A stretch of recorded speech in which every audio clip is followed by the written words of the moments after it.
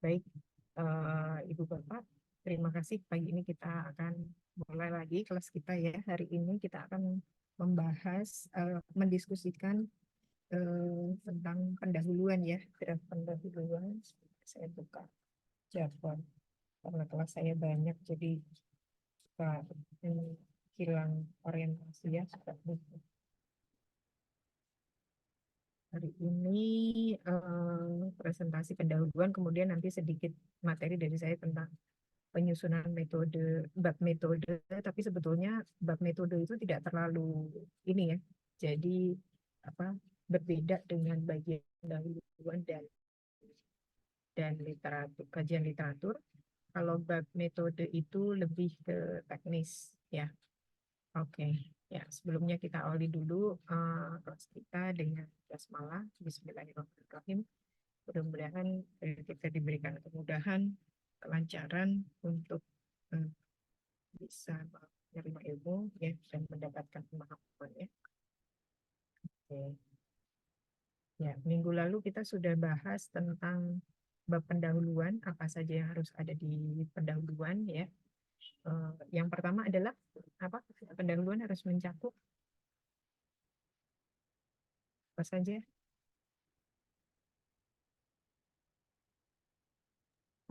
Izin Satu jawab, fenomena Bu. ya. Iya, fenomena. Terus ada Boleh, silakan. Iya. pengetahuan yang ada tentang masalah, sama Mhm, keterbatasan dari pengetahuan yang ada, dan rumusan betul. masalah. Ya.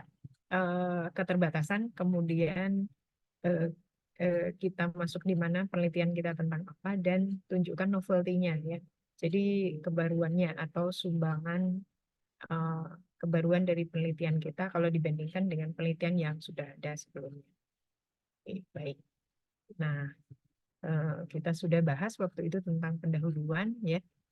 Eh, kita langsung diskusi saja nanti sejalan dengan diskusinya. Kalau misalnya ada pertanyaan bisa kita diskusikan ya, kita bahas bersama ya. Dan ini saya mohon, jadi kalau misalnya ada teman yang presentasi, yang lainnya harus memberikan masukan ya atau pertanyaan gitu ya.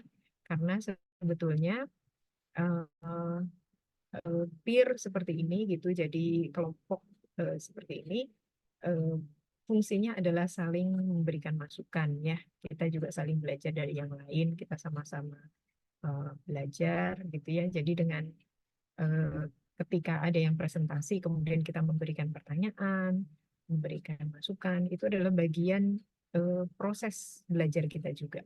Gitu. Oke, silahkan siapa yang akan untuk mempresentasikan.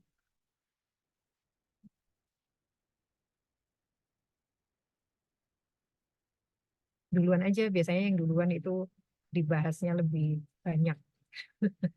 Nanti kalau sudah akhir-akhir. Oke, Saya silakan. izin presentasi. Boleh, boleh, boleh, boleh Pak Gita, silakan.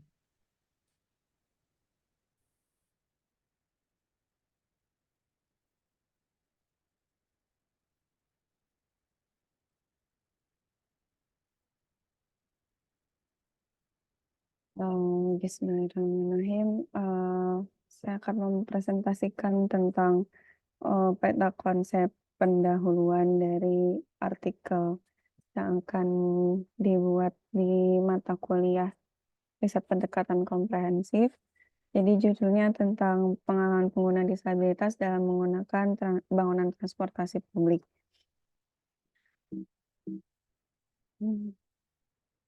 Untuk background atau pendahuluan ini ada beberapa yang dibahas. Pertama ada fenomena.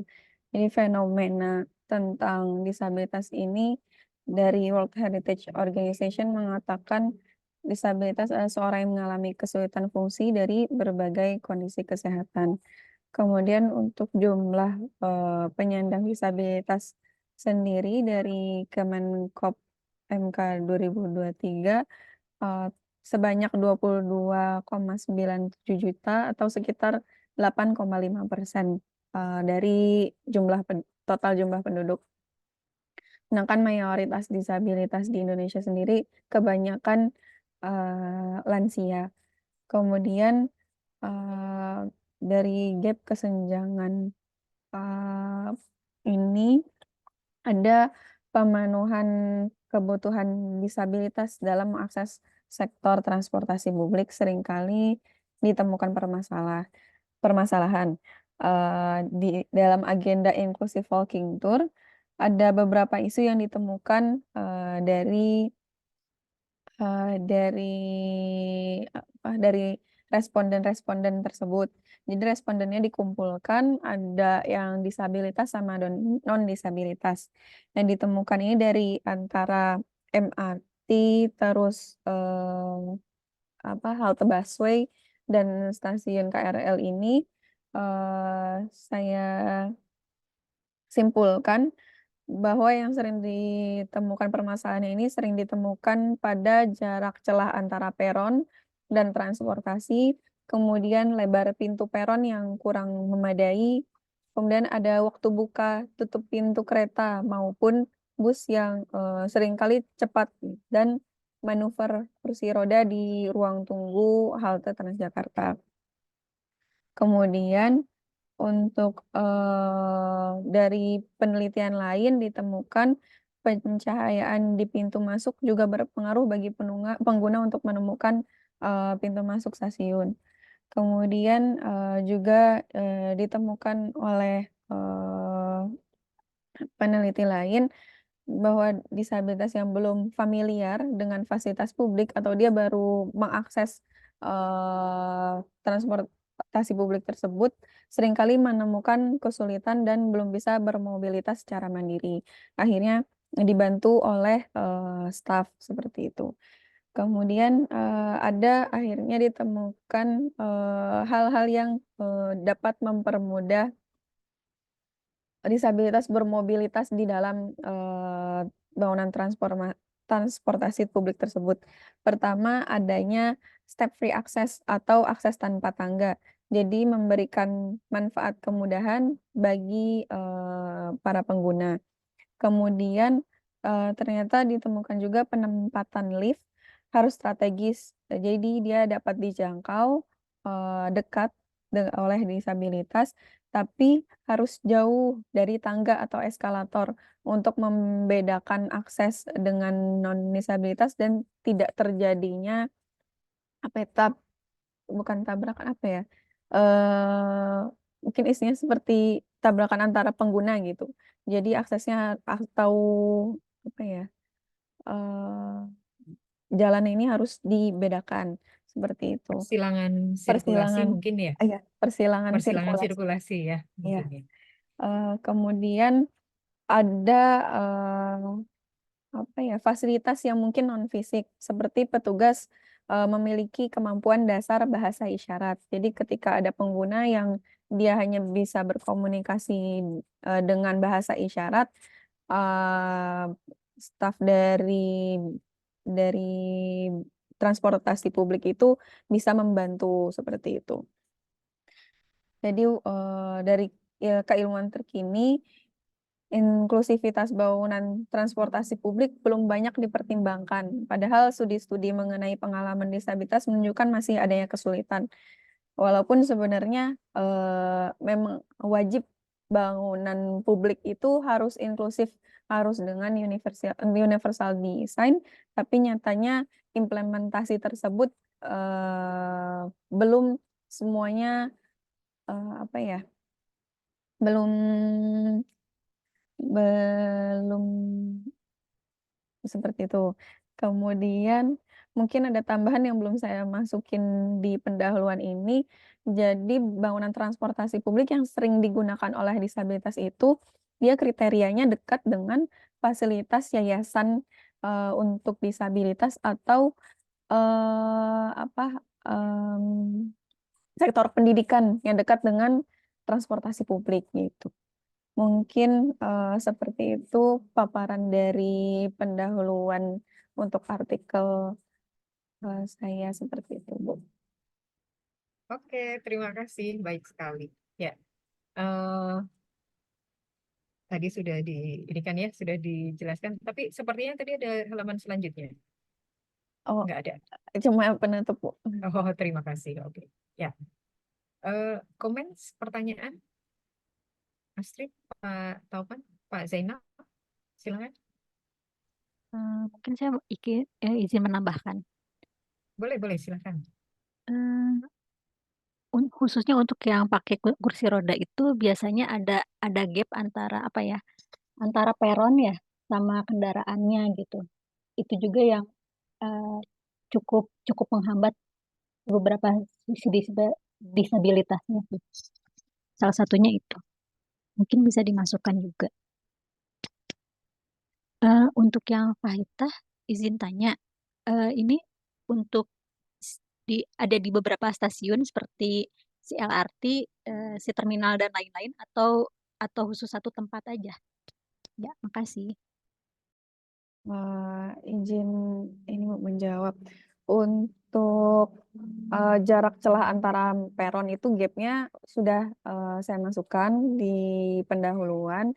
Kemudian dari data-data yang didapat ada dari 3 transportasi publik. Jadi ada MRT, ada KRL, dan apa? MRT, KRL, sama halte Transjakarta seperti itu. Karena kan dari kalau LRT sendiri baru adanya Agustus kemarin, dan penelitiannya ini tuh data yang saya dapat mereka 2021 seperti itu. Sebenarnya kan ada beberapa tahun lalu sudah ada LRT di Palembang ya, tapi saya belum dapat penelitian tentang itu. Mungkin itu. Oke, terima kasih. Pak Taufan, Pak Zainal, ada komentar atau pertanyaan?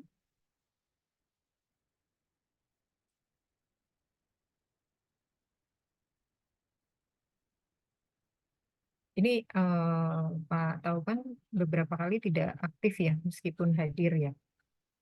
Jadi begini Pak, kalau kelas ya, jadi kelas seperti ini kan, ini kita berproses, apalagi akan di apa namanya, targetnya adalah tesis gitu ya. Jadi ketika ada sesi kelas seperti ini, mohon bisa fokus dan terlibat eh, dengan aktif di kelas, itu supaya nanti ketika Bapak sampai di tesis itu tidak ada hambatan gitu. Ya, silakan, silakan Pak Taufan. Oh ya, Bu. Terima kasih. Bu Fahita, saya eh, mau bertanya tentang penelitian ini. Tentang Bu Fahita, bagaimana proses pengambilan sampelnya, gitu. Mungkin seperti itu, Bu.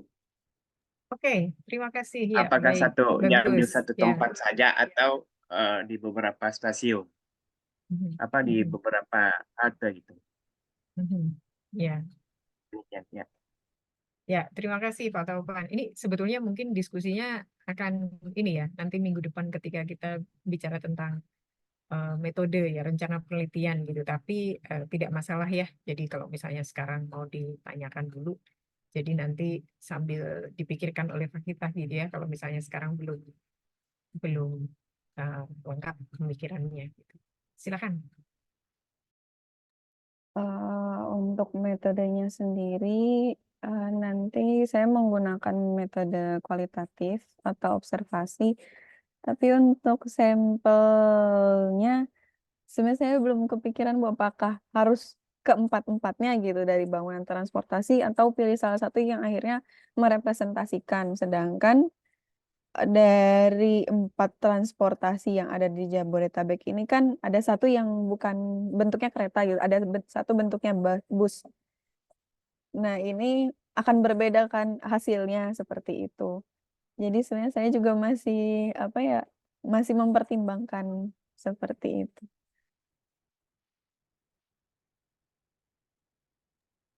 Oke, ya. Ini eh, mungkin nanti bisa ini ya, jadi dipikirkan lebih lanjut supaya ketika minggu depan kita bahas tentang metode, tentang rencana penelitian, nanti sudah bisa lebih mendalam lagi gitu ya. Nah, kalau menurut Tidak, saya sih, ya, Bu. oh iya, bagaimana Pak Taupan? Apakah tidak langsung Bu bahwa ini adalah kereta, ini adalah halte bus gitu loh. Maksudnya Iya, iya, iya, iya. Nah, jadi begini, untuk kelas ini kan ini sekarang sudah minggu ke-6 ya. Jadi mungkin sampai bulan Mei itu kan 2 bulan lagi ya, kira-kira 2 bulan lagi. Jadi ini sebetulnya penelitian kecil ya. Yang saya minta di kelas ini adalah penelitian kecil, semacam pilot project. Jadi dipilih saja salah satu menurut saya gitu. Kalau misalnya sekarang apakah mau bus ataukah mau kereta gitu ya, itu dipilih salah satu saja. Atau misalnya bisa tidak dipilih, dibuka secara umum karena untuk bisa misalnya mendapatkan responden ya, partisipan gitu ya. Kalau tadi berarti mau kualitatif berarti wawancara ya. Kalau misalnya mau wawancara berarti untuk mendapatkan informan itu mungkin relatif sulit gitu ya. Jadi kalau menurut saya bisa bisa juga misalnya sekarang itu tidak dibatasi pada bus atau kereta, tapi menggali pengalaman dari penyandang disabilitas tentang penggunaan transportasi publik gitu, tentang bagaimana kesulitan mereka di dalam ruang gitu, eh, di dalam ruang fasilitas-fasilitas transportasi. Jadi nanti bisa dikelompokkan misalnya ada yang bus, ada yang kereta gitu, nggak apa-apa. Tapi secara umum kita identifikasi kesulitan para penyandang disabilitas itu apa ketika menggunakan fasilitas transportasi. Ya, nanti bisa dipikirkan lebih lanjut untuk diskusi minggu depan gitu ya, karena minggu depan itu akan membahas tentang metode. Ya, oke. Pak Zainal, mungkin ada yang mau ditanyakan dulu ke Pak kita? ya Bu. Oke, Pak Tabukan, terima kasih. Ya, Bu.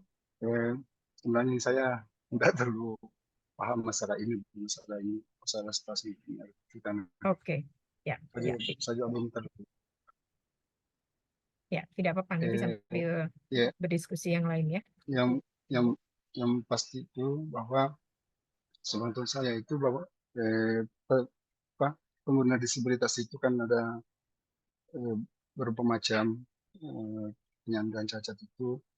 Yang sebenarnya yang perlu diperhatikan adalah mungkin untuk jalur untuk disabilitas orang tertentu, misalnya disabilitas A dan B dan C itu mungkin perlu dibuatkan jalur tertentu karena komunikasi mereka itu pasti berbeda juga satu dengan yang lainnya.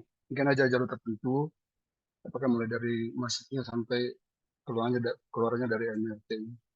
Mungkin itu. Ya, baik. Terima kasih Pak Zainal. Mungkin itu nanti berkaitan dengan ini ya, berkaitan dengan desain. Sebetulnya yang kita bahas sekarang adalah rencana pendahuluan ini, gitu ya. Oke, saya mau kasih beberapa masukan gitu ya. Untuk fenomena tadi apa namanya sudah ada misalnya di sini data gitu jumlah disabilitas Indonesia itu 22,97 juta gitu ya. Wah, ini lebih besar dari data yang sebelumnya saya baca ya, sekitar 5%. Nah, sekarang itu justru ini 8,5%. Ini tahun 2023. Ya. Nah, tapi ini kondisi ya, ini kondisi satu kondisi bahwa ada disabilitas sebanyak itu gitu ya. Nah, kemudian harus disampaikan juga kondisi yang lain bahwa fenomenanya misalnya bangunan transportasi, atau kalau kita amati di bangunan transportasi misalnya tidak banyak penyandang disabilitas yang kita temukan. Bisa jadi begitu. Ada nggak misalnya Pak kita mendapatkan data nggak tentang berapa banyak sih penyandang disabilitas yang menggunakan transportasi publik? Untuk secara jumlahnya kemarin saya sudah mulai cari, tapi kebanyakan dari penelitian-penelitian yang orang yang sudah dilakukan itu mereka tidak menyebutkan secara secara angkanya gitu, Bu. Hanya Oke, ngambil oke. sampel-sampel seperti itu. Atau Ya, langsung kontak dengan Gaun. Itu kalau nggak salah tuh perkumpulan komunitas untuk disabilitas gitu. oke. Nah, kalau begitu fenomena ini bisa ditunjang bisa didukung dengan pengamatan selama ini. Banyak nggak sih penyandang disabilitas yang menggunakan transportasi publik gitu? Ya, atau misalnya ada berita di koran misalnya gitu ya, cari aja gitu berita di koran tentang disabilitas yang menggunakan transportasi publik. Misalnya apakah mereka ada kesulitan, ataukah misalnya ada hambatan, ada kecelakaan maksudnya kecelakaan yang sifatnya lebih personal misalnya ya, berkaitan dengan kondisi fisik mereka gitu. Nah, itu bisa dimasukkan di fenomena. Kenapa begitu? Karena di fenomena ini kita mau tunjukkan sama orang bahwa mau tunjukkan ke pembaca bahwa ada disabilitas itu jumlahnya sangat besar. Tapi di transportasi publik misalnya kita masih jarang melihat ada penyandang disabilitas penggunanya gitu ya. Atau misalnya ada berita yang menunjukkan bahwa ada kecelakaan begini misalnya di transportasi publik gitu ya yang melibatkan penyandang disabilitas. Atau misalnya ada lagi masalah yang lain misalnya gitu ya, mungkin kita sudah melakukan penelitian, ngobrol misalnya dengan beberapa penyandang disabilitas yang mereka mengeluhkan gitu ya bahwa tidak mobilitasnya sulit misalnya gitu ya. Nah, itu bisa diangkat di sini sebagai fenomena gitu. Nah, kemudian apa namanya? Jadi di bagian fenomena ini latar belakang itu fenomenanya itu mohon bisa didukung dengan data, lalu juga didukung dengan literatur, gitu ya. Jadi misalnya tadi itu, misalnya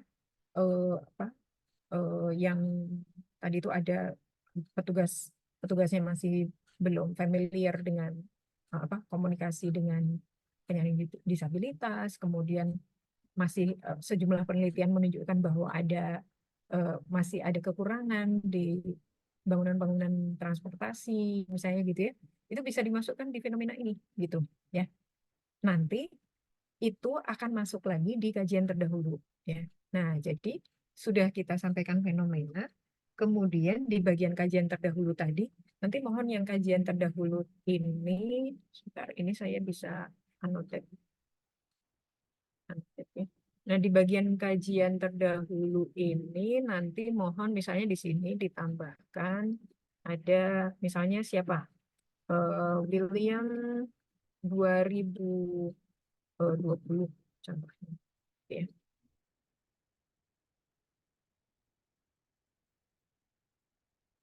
Terus kemudian misalnya yang ini misalnya siapa? White 2015 contohnya gitu ya. Jadi kajian terdahulu itu kita menunjukkan siapa saja yang sudah yang membuat kajian itu gitu ya. Ini juga ya. Jadi ini mohon Bapak Ibu yang lain bisa menambahkan seperti ini ya. Untuk kajian terdahulu itu jadi siapa saja yang melakukan termasuk yang tadi itu bahwa sudah ada misalnya penelitian tentang kekurangan-kekurangan misalnya yang mengkaji tentang pencahayaan, ada yang mengkaji tentang lebar pintu peron misalnya gitu ya. Jadi kajian terdahulu itu kita seperti list penulisnya siapa, dia mengkaji tentang apa, penulisnya siapa, mengkaji tentang apa gitu ya. Nah, gap dan kesenjangan ini lebih berupa sebetulnya apa yang belum dikaji oleh peneliti lain gitu. Ya. Jadi apa yang belum dikaji oleh peneliti lain. Jadi kalau misalnya di sini ada ini nih, ada misalnya disabilitas belum familiar, ini mungkin bisa masuk di fenomena gitu di background. Nah, bagian kajian terdahulu itu adalah sebetulnya ringkasan dari yang waktu itu kan saya sudah pernah minta Ibu Bapak untuk membuat Excel ya, rangkuman literatur. Nah, dari situ tuh sebetulnya kita bisa lihat gitu. Misalnya orang sudah melakukan kajian tentang apa gitu. Ya, kita bisa lihat tema-temanya atau misalnya about-nya, tentang apa saja gitu. Kita bisa tuliskan. Jadi kajian terdahulu tuh kita sebetulnya hanya merangkum penelitian-penelitian yang sudah pernah dilakukan oleh orang lain terkait dengan topik kita ini apa dan siapa yang melakukan gitu ya. Nah, setelahnya nanti di gap atau kesenjangan ini masukkan apa yang belum ada, belum diteliti. Misalnya, kalau untuk kasus ini misalnya, hampir semua penelitian yang membahas tentang disabilitas itu, misalnya lebih banyak membandingkan pada standar, mengevaluasi fasilitas publik dibandingkan dengan standar, gitu. Sementara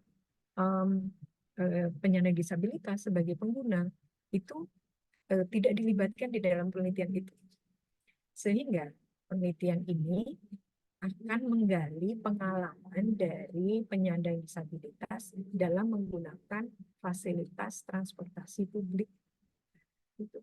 Itu contohnya, ya, contoh kesenjangan, gitu ya.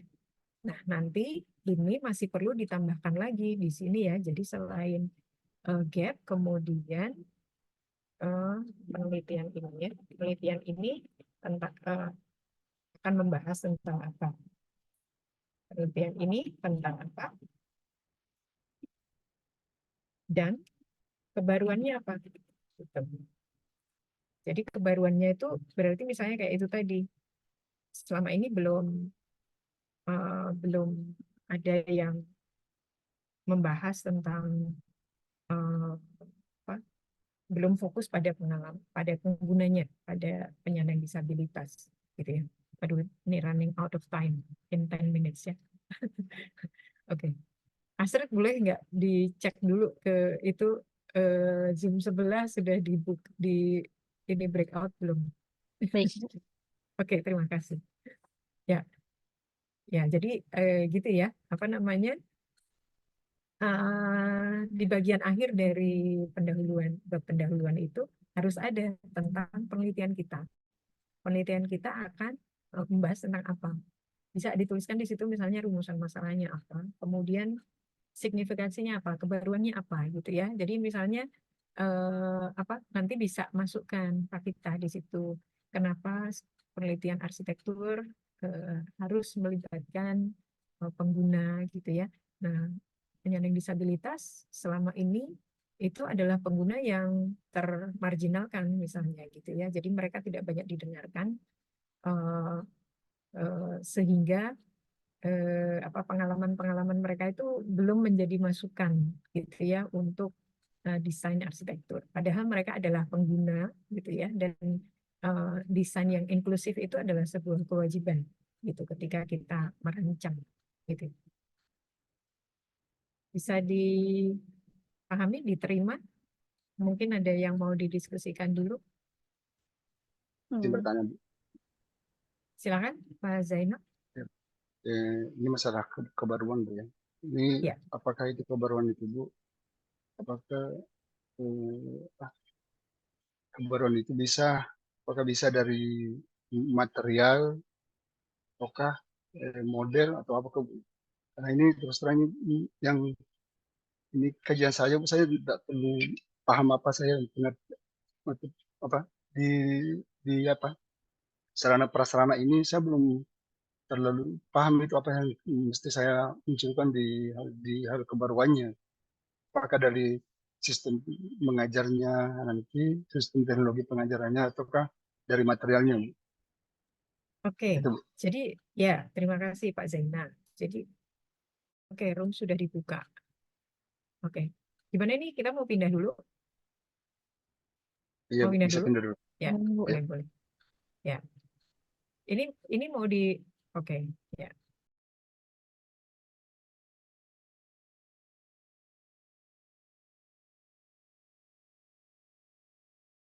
Oke, kita mulai lagi. Kita lanjutkan. Ya, tadi Pak Zainal bertanya tentang kebaruan penelitiannya ya. Nah, jadi sebetulnya kebaruan penelitian itu Bapak bisa identifikasi setelah Bapak melakukan kajian literatur ya. Eh, kan itu sudah saya minta untuk membuat summary ya, untuk membuat rangkumannya yang di Excel itu. Nah, dari situ kemudian nanti dibuat ini ya, dibuat sebentar saya bisa tunjukkan juga ya. Dibuat identifikasi tema-tema yang muncul ya. Jadi eh,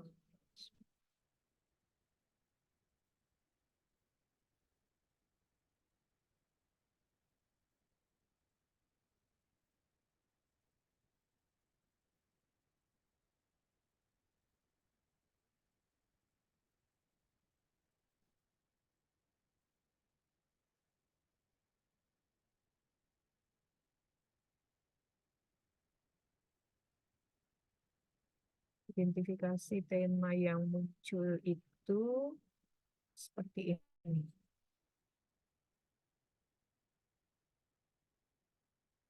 Gini ya. Jadi dari yang sebelumnya itu kan yang kita lakukan adalah membuat seperti ini ya. Membuat apa namanya? Rangkuman ya, membuat rangkuman seperti ini gitu. Nah, kemudian nanti dari sini kan kita sudah bisa tandai nih kata kunci yang muncul atau misalnya dia tentang apa gitu ya.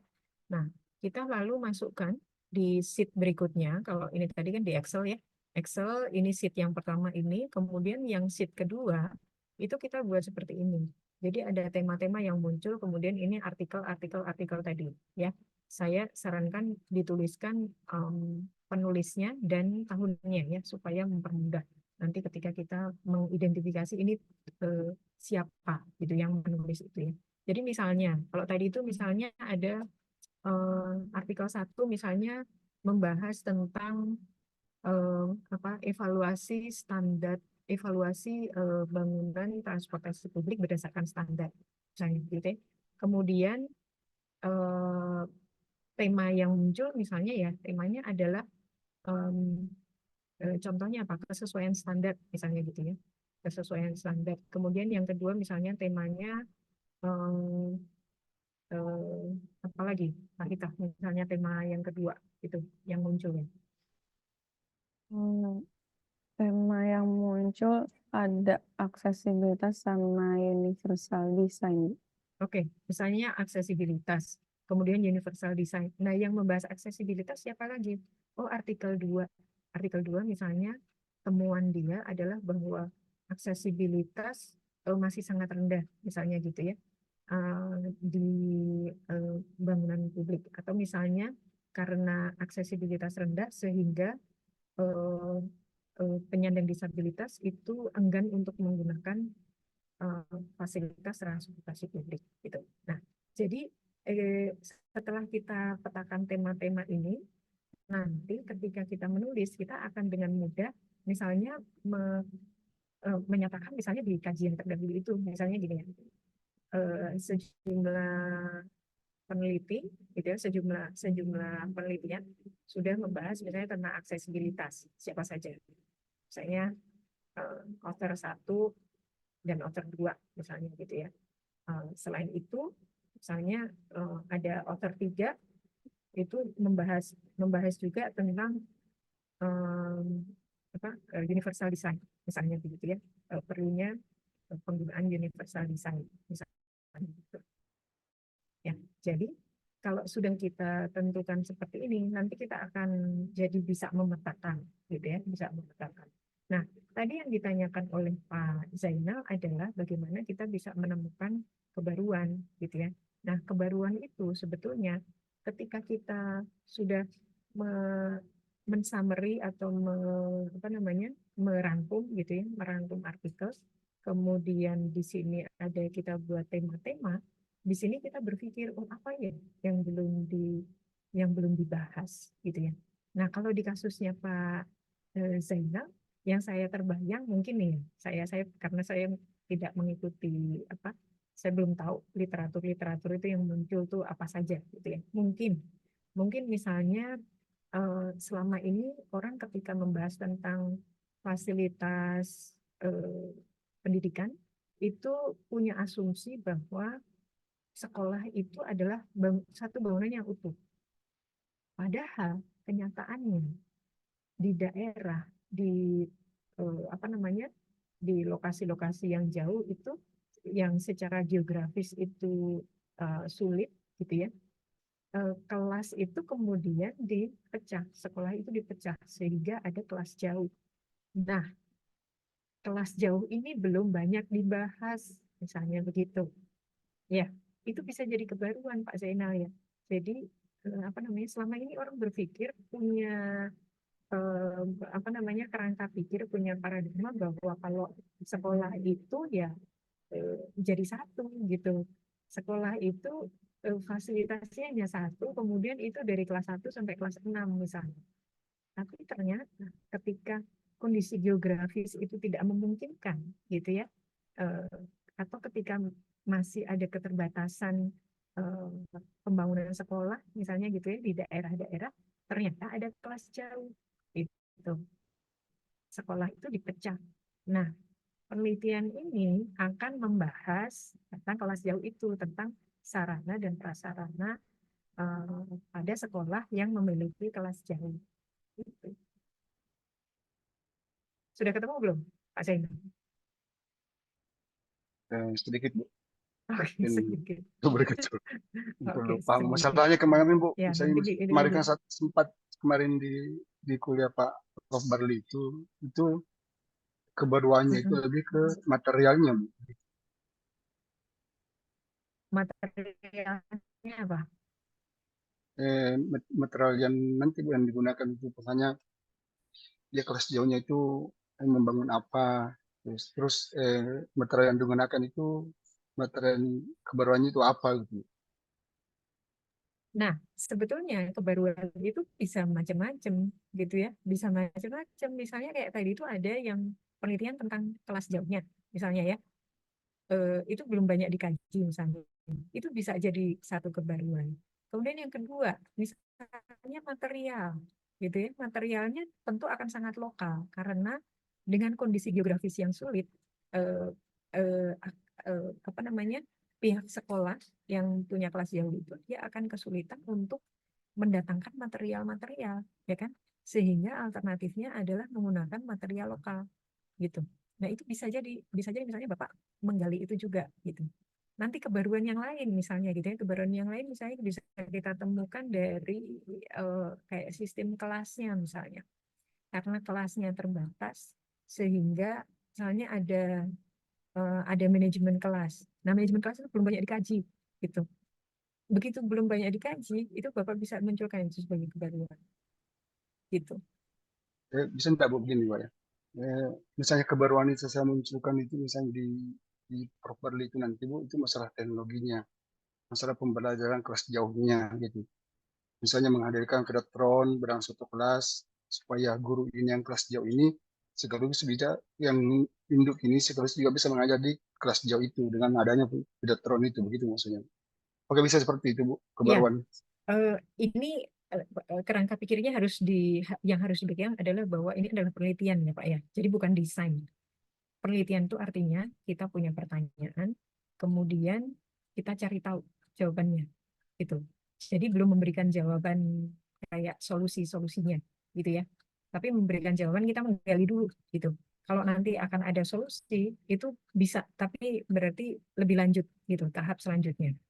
Nah, kalau misalnya Bapak mau misalnya mencari tahu tentang bagaimana teknologinya, gitu ya. Pertama yang harus diingat adalah bahwa ini dibahasnya adalah di arsitektur, ya. Jadi berarti harusnya yang berkaitan dengan keruangan, dengan spasial, gitu ya.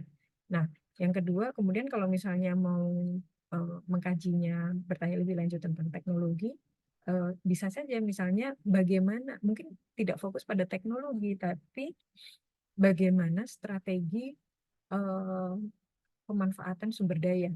Misalnya gitu, untuk kelas jauh. Sumber daya itu bisa sumber daya manusia, bisa peralatan, misalnya begitu. Ya. Nah, kebaruan yang lain bisa juga misalnya dalam bentuk metode. Metodenya sendiri misalnya sebetulnya tidak baru, tapi ketika kita terapkan pada penelitian ini, itu bisa jadi kebaruan. Misalnya kayak tadi, misalnya kita melakukan penelitian, kebanyakan selama ini orang itu ketika melakukan penelitian misalnya tentang penyandang disabilitas itu lebih menggunakan kuesioner, gitu. Kuesioner sama observasi. Nah, kita itu membuat atau menggunakan metode yang baru. Misalnya metodenya itu etnografi. Etnografi itu jadi melihat keseharian mereka, kemudian melakukan wawancara, melakukan observasi. Itu sudah bisa jadi kebaruan kalau belum ada orang lain yang menggunakan metode tersebut untuk topik ini, gitu. Nanti Fakita akan menyampaikan bahwa dengan menggunakan etnografi, maka saya itu bisa menggali pengalaman dari penyandang disabilitas lebih jauh, gitu. Karena kalau kuesioner itu eh, baru secara umum saja yang kita tangkap. Tapi kalau kita menggunakan etnografi, kita akan lebih bisa mendalami, atau misalnya pakai fenomenologi misalnya gitu ya, mendalami pemahaman mereka tentang ruang itu bagaimana sih pengalaman mereka, susah senangnya ketika menggunakan ruang publik, misalnya begitu. Ya, itu bisa jadi kebaruan ketika orang lain belum ada menggunakan alat tersebut. Bisa dipahami? Jadi kebaruannya itu bisa macam-macam. Dari satu penelitian saja kita bisa pakai macam-macam kebaruan itu. Gitu.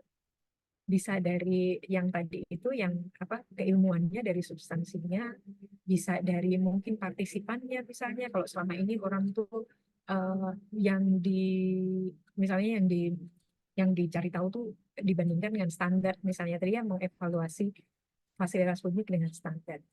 Nah, belum ada yang mendengarkan penyandang disabilitasnya. Itu sudah bisa jadi kebaruan, gitu. Ya. Atau misalnya penyandang disabilitas selama ini yang diteliti itu kebanyakan yang usianya apa namanya, usia produktif ya, usia dewasa tengah gitu. Tapi tadi Pak Kita misalnya menyampaikan bahwa kebanyakan manula. Nah, manula itu belum banyak diteliti. Manula itu double disability, gitu. Double disability karena dia sendiri dari kondisi tubuhnya, kemudian misalnya dari usianya juga. Jadi artinya dia ada apa namanya, ada hambatan yang lebih dibandingkan kalau dengan disabilitas yang usianya lebih muda. Nah itu bisa, misalnya, oke, saya fokusnya sekarang ininya ke manula gitu, karena saya mau lihat lebih lanjut tentang pengalaman mereka, gitu. Ya, oke, ya, kita lanjut dulu ke presentasi yang berikutnya ya. Siapa yang mau presentasi berikutnya? Silakan. Yuk.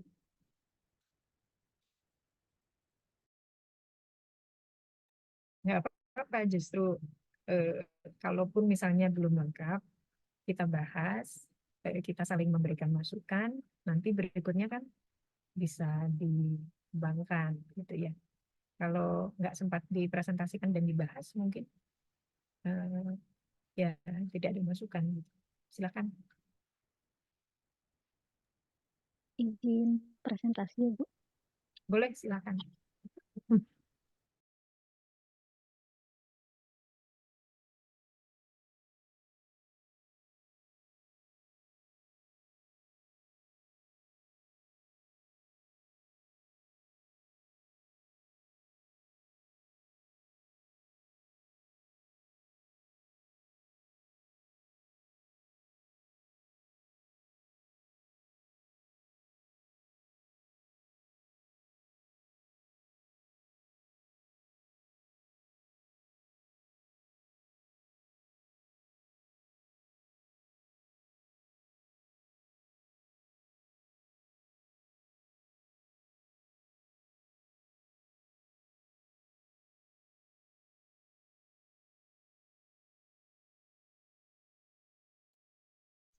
Bismillahirrahmanirrahim.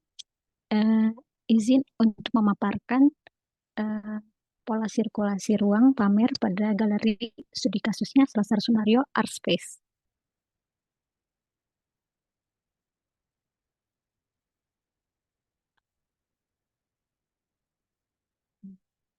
Untuk rumusan masalahnya itu ada di pola sirkulasi pengunjung pada Selasar Sunario Art Space. Fenomena yang saya temukan itu adalah pola sirkulasi membuat pengunjung lebih terarah sehingga memberikan rasa nyaman.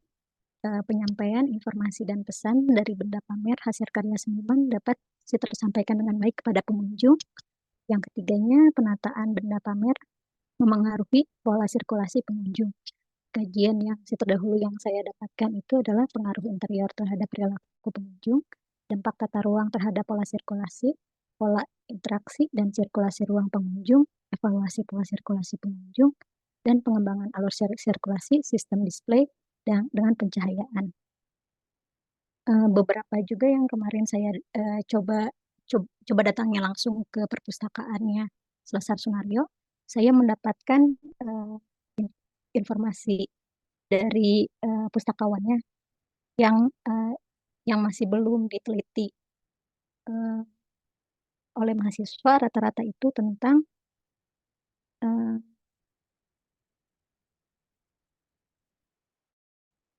pola sirkulasi itu masih belum ada. Tapi yang kebanyakan itu yang ada itu adalah tentang meredesain interiornya dengan tata pameran dan tentang pencahayaannya. Yang gap atau kesenjangannya itu adalah sirkulasi untuk aksesibilitas, misalkan huruf braille, jalur sirkulasi disabilitas, dan pola sirkulasi pengunjungnya masih belum ada. Kemarin saya coba untuk datang ke sana dan sekarang pamerannya itu tentang 25 tahun Selasar Sunario. Situasi kemarin itu ada di pamerannya itu karena long weekend, jadi cukup banyak pengunjung yang datang. Mungkin sekitar ada 100 orang dan rata-rata itu dari luar kota. Saya izin untuk video, Bu.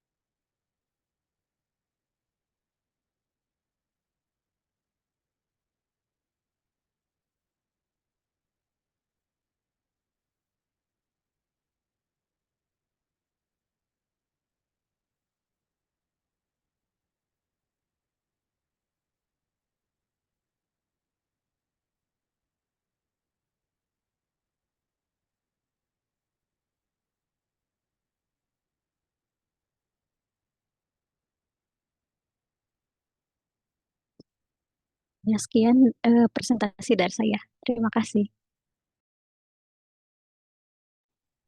Ya, oke. Terima kasih Astrid sudah mempresentasikan ya. Sebelum saya lempar ke kelas ini, bisa nggak disampaikan apa sih yang menjadi masalah gitu untuk penelitian ini? Jadi kita fokusnya pada penelitian yang akan dijadikan tugas akhir kelas ya, bukan pada tesis ya. Oke, apa permasalahannya apa? Untuk permasalahan yang saya dapatkan untuk sirkulasi ini, saya cukup agak kesulitan untuk mencari data-data khususnya untuk galeri seni. Yang adanya itu rata-rata itu tentang bangunan perpustakaan, misalnya museum dan bangunan-bangunan yang lain. Untuk art gallery itu masih sedikit, Bu, untuk artikelnya. Terus untuk yang di Selasar Sunario ini, kalau yang saya lihat itu masih belum ada yang membahas tentang sirkulasi ini, khususnya untuk di laporan-laporan yang ada di Selasar Sunario. Jadi kalau ketika kita akan penelitian di Selasar Sunario, hasil akhirnya itu harus disampaikan ke perpustakaannya gitu. Kemarin saya coba wawancara eh, sama pustakawannya, itu masih belum ada. Rata-rata yang di sana itu adalah tentang TA-TA untuk meredesain eh, dan dan tentang pencahayaannya itu cukup cukup banyak yang membahasnya gitu Bu. Terus yang saya lihat lagi untuk pola sirkulasi di sana itu apa ya? Karena tanahnya itu masih berkontur, jadinya si sirkulasi untuk akses si disabilitas gitu em, masih masih tidak masih tidak difasilitasi gitu. Kalau misalkan yang untuk sisi sirkulasi pengunjungnya itu yang saya lihat itu ada dua. Jadi ada yang ke pengunjung untuk melihat pameran, ada juga yang hanya eh, di kafe gitu, Bu. Oke, nah untuk merumuskan permasalahan ya, eh,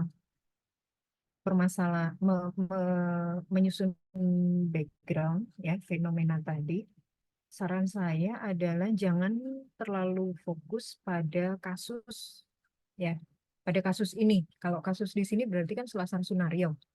Kalau kita fokusnya pada Selasar Sunario, saya khawatirnya nanti penelitian itu sempit hanya untuk memberikan, misalnya hanya mengulas Selasar Sunario, gitu ya. Nah, kemudian untuk rumusan masalah ini harus lebih jadi berupa pertanyaan. Ya, sebentar, saya balik lagi ke tentang fenomena. Ya, fenomena itu misalnya ya, fenomena misalnya Astrid bisa bicara tentang bagaimana sih pentingnya sirkulasi di dalam sebuah ruang pamer, misalnya, gitu ya. Bagaimana pentingnya. Kemudian misalnya bahwa ada banyak apa? Ada misalnya nih ya, ada banyak fasilitas untuk pamer, tetapi tidak secara tidak memberikan gambaran kepada pengunjung atau tidak memandu pengunjung dengan sirkulasi tersebut secara ruang gitu. Jadi misalnya selama ini sirkulasi itu lebih banyak ditunjukkan dengan signage gitu. Misalnya begitu ya. Ini contoh untuk backgroundnya, untuk permasalahan. Kenapa ini harus diungkap gitu ya? Jadi ini sangat penting untuk dicari tahu karena nanti ini yang akan mengantarkan ke pernyataan tentang mengapa kajian kita tuh signifikan dilakukan gitu. Kenapa sih harus melakukan penelitian tentang pola sirkulasi pada galeri gitu? Kenapa bukan yang lain gitu? Ya. Atau misalnya kayak tadi misalnya ya, ada tentang disabilitas misalnya. Nah, disabilitas itu kalau menurut saya hal yang berbeda lagi gitu. Jadi nanti fokus saja kalau di sini misalnya bahwa sirkulasi itu sangat penting untuk bisa kurator menyampaikan pamerannya gitu, menyampaikan materi pamerannya. Jadi sirkulasi itu adalah bagian dari pameran sebetulnya, misalnya begitu ya. Tapi selama ini belum banyak yang memperhatikan misalnya gitu ya, atau belum banyak membahas tentang bagaimana sirkulasi di dalam sebuah fasilitas pameran itu dirumuskan, misalnya begitu ya. Nah, kayak tadi itu kan misalnya tuh yang apa?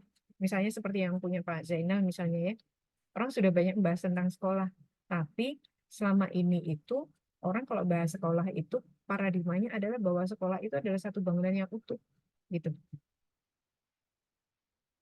Nah, jadi yang di sini sebaiknya juga begitu rumusan masalah untuk fenomena itu tunjukkan fenomena-fenomena yang lebih besar. Kalau misalnya ada data, ada literatur itu masukkan gitu ya. Misalnya datanya nih, misalnya ketemu ada literatur yang mengungkap bahwa orang yang mengunjungi pameran itu rata-rata mereka kebingungan, misalnya gitu ya, ketika harus melalui jalur yang mana contohnya.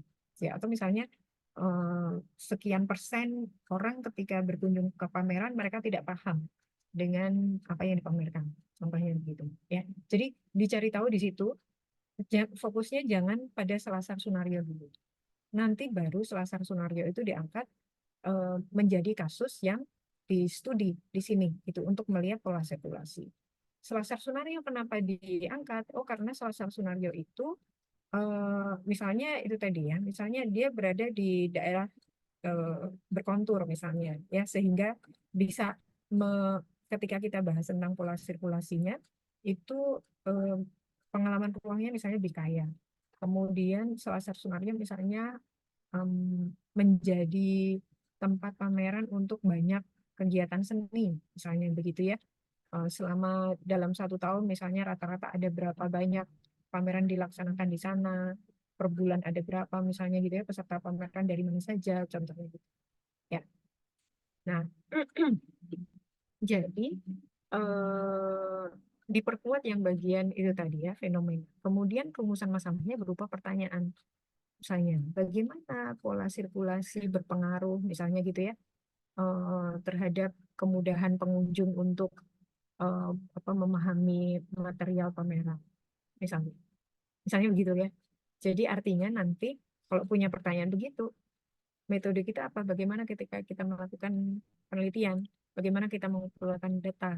Oh, saya mau tanya ke peserta pameran, pengunjung pameran, misalnya begitu.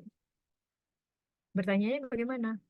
Saya mau wawancara, misalnya, atau saya mau menggunakan kuesioner, atau dan itu didukung dengan observasi, misalnya ya, melihat bagaimana orang bergerak, misalnya, ya, itu bagian dari ini tadi gitu ya. Jadi membuat kerangka berpikir yang sistematis gitu tentang penelitian ini, gitu ya. Nah, kajian terdahulu ini juga saran saya sama gitu ya. Jadi ditambahkan di sini gitu, ditambah ini siapa yang mengkaji, author ya, authornya siapa?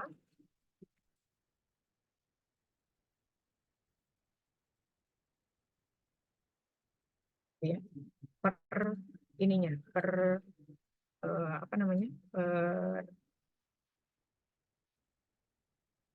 per poin ini. Jadi siapa yang melakukan penelitian gitu ya. Nah, kesenjangan ini kesenjangannya berarti yang belum banyak dibahas misalnya berkaitan dengan akses disabilitas. Nah, ini dipilih aja salah satu. Astrid akan fokus misalnya kalau sekarang boleh saja misalnya fokusnya pada bagaimana pola sirkulasi pada fasilitas pamer, inklusivitas pola sirkulasi pada fasilitas pamer misalnya. Itu bisa. Kalau misalnya ternyata belum banyak yang membahas tentang itu, berarti di bagian fenomena itu Anda ungkapkannya adalah misalnya museum itu banyak dibangun tetapi belum menerapkan desain inklusif misalnya begitu, sehingga pengunjung disabilitas misalnya mengalami kesulitan contohnya gitu. Itu bisa begitu ya. Jadi fokusnya apakah pada pola sirkulasinya atau yang kedua adalah akses disabilitas ke museum. Kalau akses disabilitas ke museum berarti nanti yang dilihat bukan hanya pola sirkulasi, tapi misalnya melihat bagaimana fasilitas-fasilitasnya. Mungkin kita tidak akan bertanya pada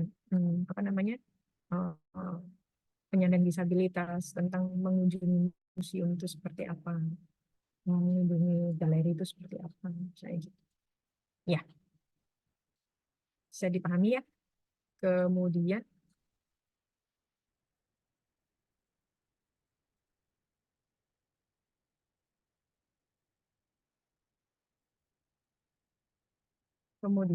oke, ini suara saya masih terdengar ya? Soalnya pada diam semua, saya khawatir. Masih terdengar, Bu. Oke, ya. Nah, kemudian di bagian akhir ini harus ada penelitian ini, tentang penelitian ini, gitu ya. Rumusan masalahnya apa, kemudian misalnya pendekatannya bagaimana, gitu. Dan kebaruan. gitu ya. Oke. Nah, ini mungkin yang lain ada yang mau memberikan komentar, pertanyaan, silakan. Eh, ya.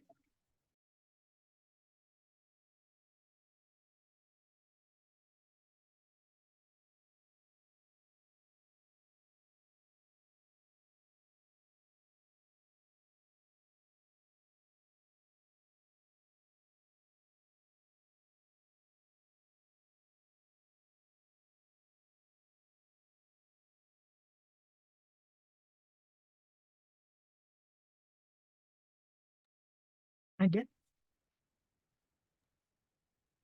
Mungkin dari Sedikit. saya.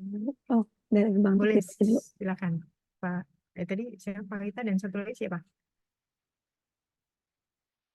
Boleh? Tadi siapa? Bapak-bapak Saya, tadi Bu. ada siapa? Oh, Pak tadi, silakan.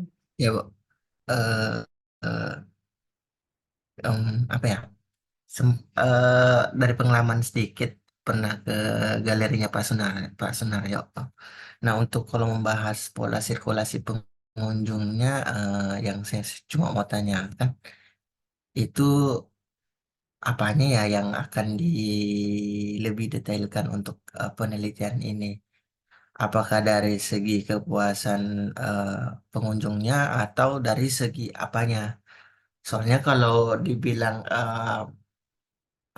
memenuhi target bahwa pencapaian dari untuk melihat si pameran sendiri sih, kalau saya sebagai seorang awam ya saya dengan terarahnya sirkulasinya tersebut ya eh, itu sudah tersampaikan.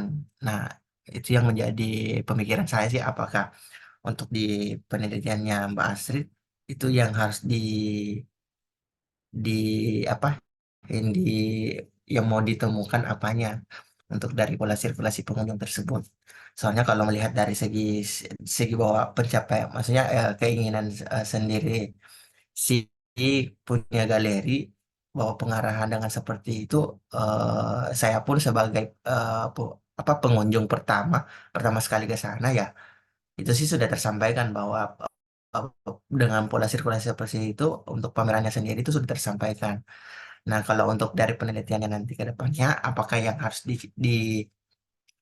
ditemukan itu apakah kepuasan dari sesuai pola sirkulasinya tersebut atau perlukah variasi terbaru untuk mengembangkan bahwa kekurangan dari pola sirkulasi ini dari segi ini atau dari segi bagaimananya atau bagaimananya. Itu sih yang masukan dari saya, Mbak Astrid. Soalnya kalau untuk pola sirkulasi pengunjung saja, saya belum menemukan sih bahwa yang mana sih kekurangannya di situ untuk si galeri ini. Tapi kalau misalnya untuk membandingkan dengan galeri seni yang lain ya eh, mungkin bisa saja eh, ada sesuatu hal yang baru yang bisa dibandingkan. Kayak seperti kemarin yang galerinya Pak Nyoman itu sempat ke sana juga. Dia memang tidak ada pengarah dari si pengelola sendiri untuk masuk, tapi pas di depan ruang informasinya dan ilustrasinya itu kita sudah diberikan nuansa yang eh, apa yang luar biasa dengan seni hasil senimannya itu. Nah, dari lobbynya aja itu kita bilang, wah ini sungguh luar biasa ini galeri karena sudah memperlihatkan hasil karya pertamanya, ya maksudnya yang hasil karya yang terbarunya yang dipajang di paling depan. Sedangkan kalau di Galeri Sunario sendiri itu tidak seperti itu. Itu sih yang kalau misalnya saya eh, apa disuruh berpendapat sih untuk seperti itu atas perbandingannya itu. Itu sih Bu yang saya bisa beri saran.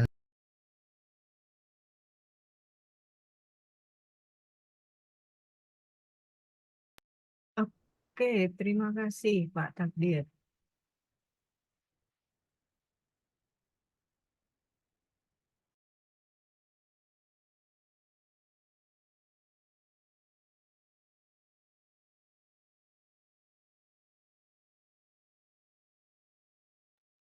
izin menjawab ya untuk Pak Takdir. Maka silakan.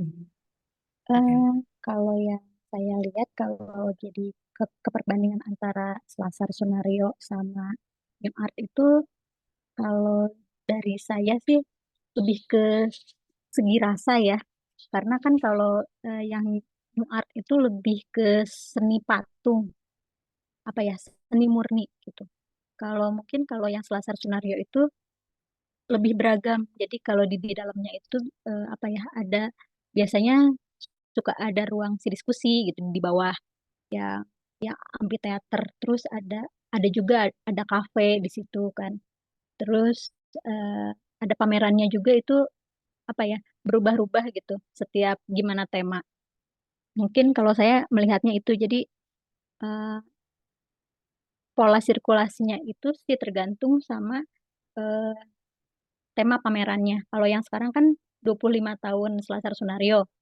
Nah, jadi si sirkulasinya itu dari Balai Tonggo gitu ke bawah ke A, lanjutnya ke bawah ke lantai bawah, terus ke belakang di ada di belakang apa ya?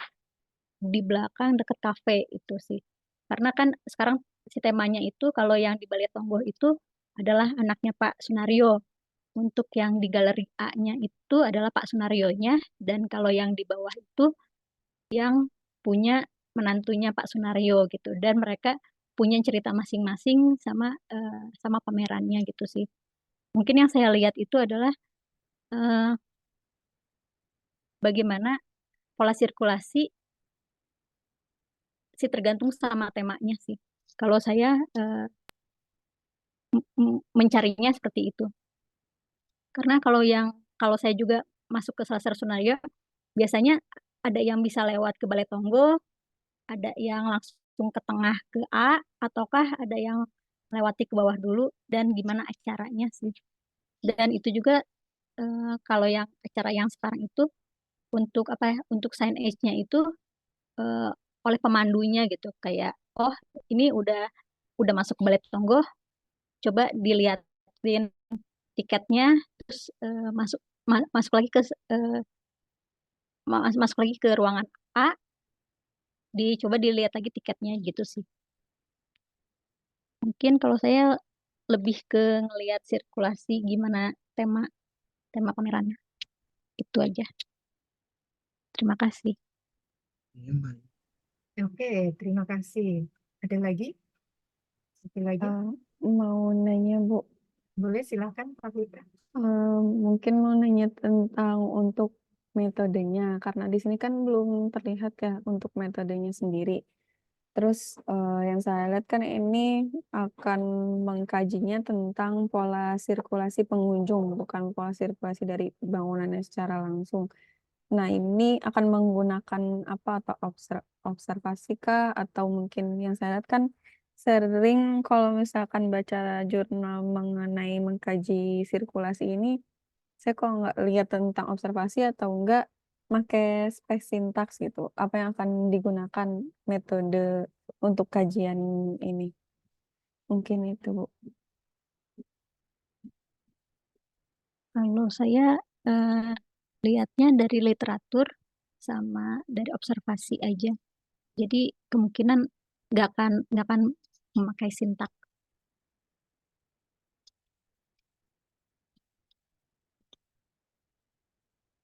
Kayak misalnya kalau di literatur kan misalnya ada alurnya, alur sit terbuka, alur sit tertutup gitu. Terus apakah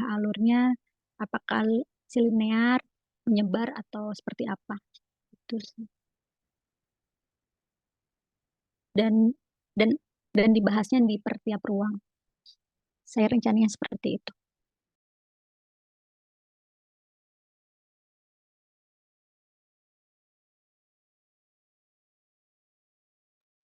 Oke, nanti mungkin akan lebih detail ketika kita membahas tentang rencana penelitian ya di eh, minggu depan ya, minggu depan.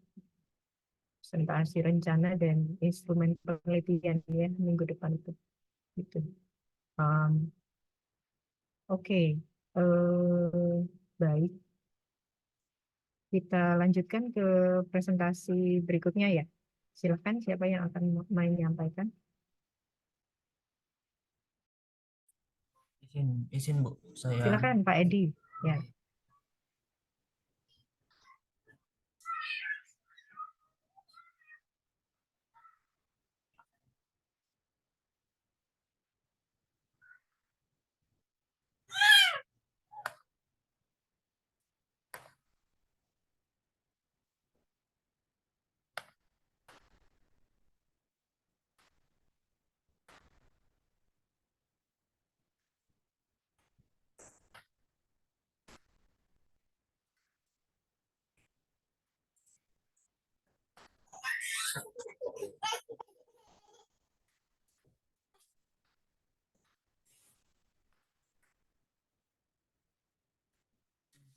saya ingin itu terkait masalah yang nanti jadikan itu faktor-faktor yang mempengaruhi referensi masyarakat Kota Makassar terhadap kepemilikan perumahan subsidi di daerah suburban, yang dimana itu dilatar belakangi oleh 6 poin permasalahan yang diantaranya adalah afdabilitas, urbanisasi, gaya hidup, fasilitas dan aksesibilitas, perkembangan wilayah, dan kebijakan pemerintah. Nah, di mana afordabilitas itu yaitu kesulitan memiliki rumah di pusat kota karena harga yang sangat tinggi. Terus di mana juga urbanisasi di Kota Makassar itu memiliki jumlah penduduk, di mana juga Kota Makassar ini memiliki jumlah penduduk terbesar di seluruh Pulau Sulawesi, yang di mana luas wilayah Sulawesi itu Kota Makassar itu cukup kecil dan menampung berbagai urbanisasi yang datang mengadu nasib di Kota Makassar, sehingga mengakibatkan kepadatan dan sesat serta menyebabkan peningkatan kebutuhan perumahan akan di Kota Makassar. Dan yang kedua adalah di sekarang itu khususnya untuk generasi-generasi milenial itu sudah memikirkan bukan hanya sekedar gaya hidup, tetapi cenderung untuk mengutamakan keseimbangan hidup. Yang dimana untuk di zaman sekarang itu anak-anak muda yang sudah khususnya generasi milenial itu sudah memikirkan terkait masalah keseimbangan hidup untuk memikirkan ke depan terkait masalah kepemilikan rumah kelaknya. Nah, yang kedua adalah di Kota Makassar sendiri ini, di mana pembangunan untuk fasilitas dan aksesibilitas itu sudah hampir memiliki fasilitas yang hampir setara di pusat-pusat kota. Artinya perkembangan fasilitas dan aksesibilitas di daerah-daerah suburban itu mulai dibangun untuk meningkatkan fasilitas dan infrastruktur yang ada di daerah-daerah suburban. Nah, perkembangan wilayah tadi juga sudah dibahas bahwa suburban dikembangkan sebagai jawaban atas perluasan kota. Nah, yang terakhir adalah pemerintah selalu memberikan kebijakan-kebijakan atau penawaran-penawaran terhadap masyarakat yang belum memiliki rumah untuk dibuatkan skema atau program untuk mendukung pemilihan, khususnya pembelian rumah secara subsidi. Nah, di sini terjadi gap di mana di antara 6 poin di atas itu terjadi gap itu atau backlog, yang dimana backlog itu adalah kebutuhan rumah serta jumlah penduduk yang ada di Kota Makassar itu tidak sebanding dengan rumah yang ada. Nah, sehingga mengakibatkan masyarakat atau pendatang atau urbanisasi yang beraktivitas full di pusat Kota Makassar itu menjadikan atau memaksakan untuk membeli rumah di daerah suburban. Nah, sehingga dari itu saya perlu mengkaji faktor-faktor apa saja yang mempengaruhi Kota Makassar, masyarakat untuk memilih perumahan subsidi di daerah suburban selain daripada harga rumah yang ada di pusat kota itu terlalu tinggi. Mungkin seperti itu, Bu, yang saya bisa paparkan.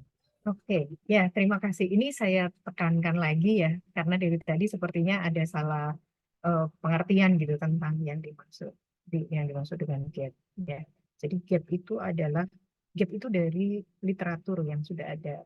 Gap itu artinya adalah literatur yang sudah ada itu belum membahas tentang apa, gitu ya. Jadi bagian atau fokus yang belum dibahas, belum kita temukan, yang belum dikaji di literatur yang sudah ada. Ya, jadi gapnya bukan yang belum diteliti, gitu, belum diteliti tentang topik ini, tetapi berdasarkan literatur yang sudah ada, orang belum membahas tentang apa, orang belum mengkaji tentang apa, gitu ya. Nah, ini nanti mohon diperbaiki sesuai yang tadi saya berikan komentar di Astrid dan Pak Gita ya, Pak Edi ya. Jadi kalau tentang fenomenanya, menurut saya tadi sudah bagus gitu, tapi mohon bisa dilengkapi dengan data, atau misalnya literatur, berapa banyak sih misalnya orang yang kalau ini bicara tentang apa berpenghasilan rendah ya, apa sih MBR atau ini apa ini di judulnya apa? Boleh diperlihatkan sedikit ke atas sedikit ini. Judulnya apa tadi? Berpenghasilan rendah.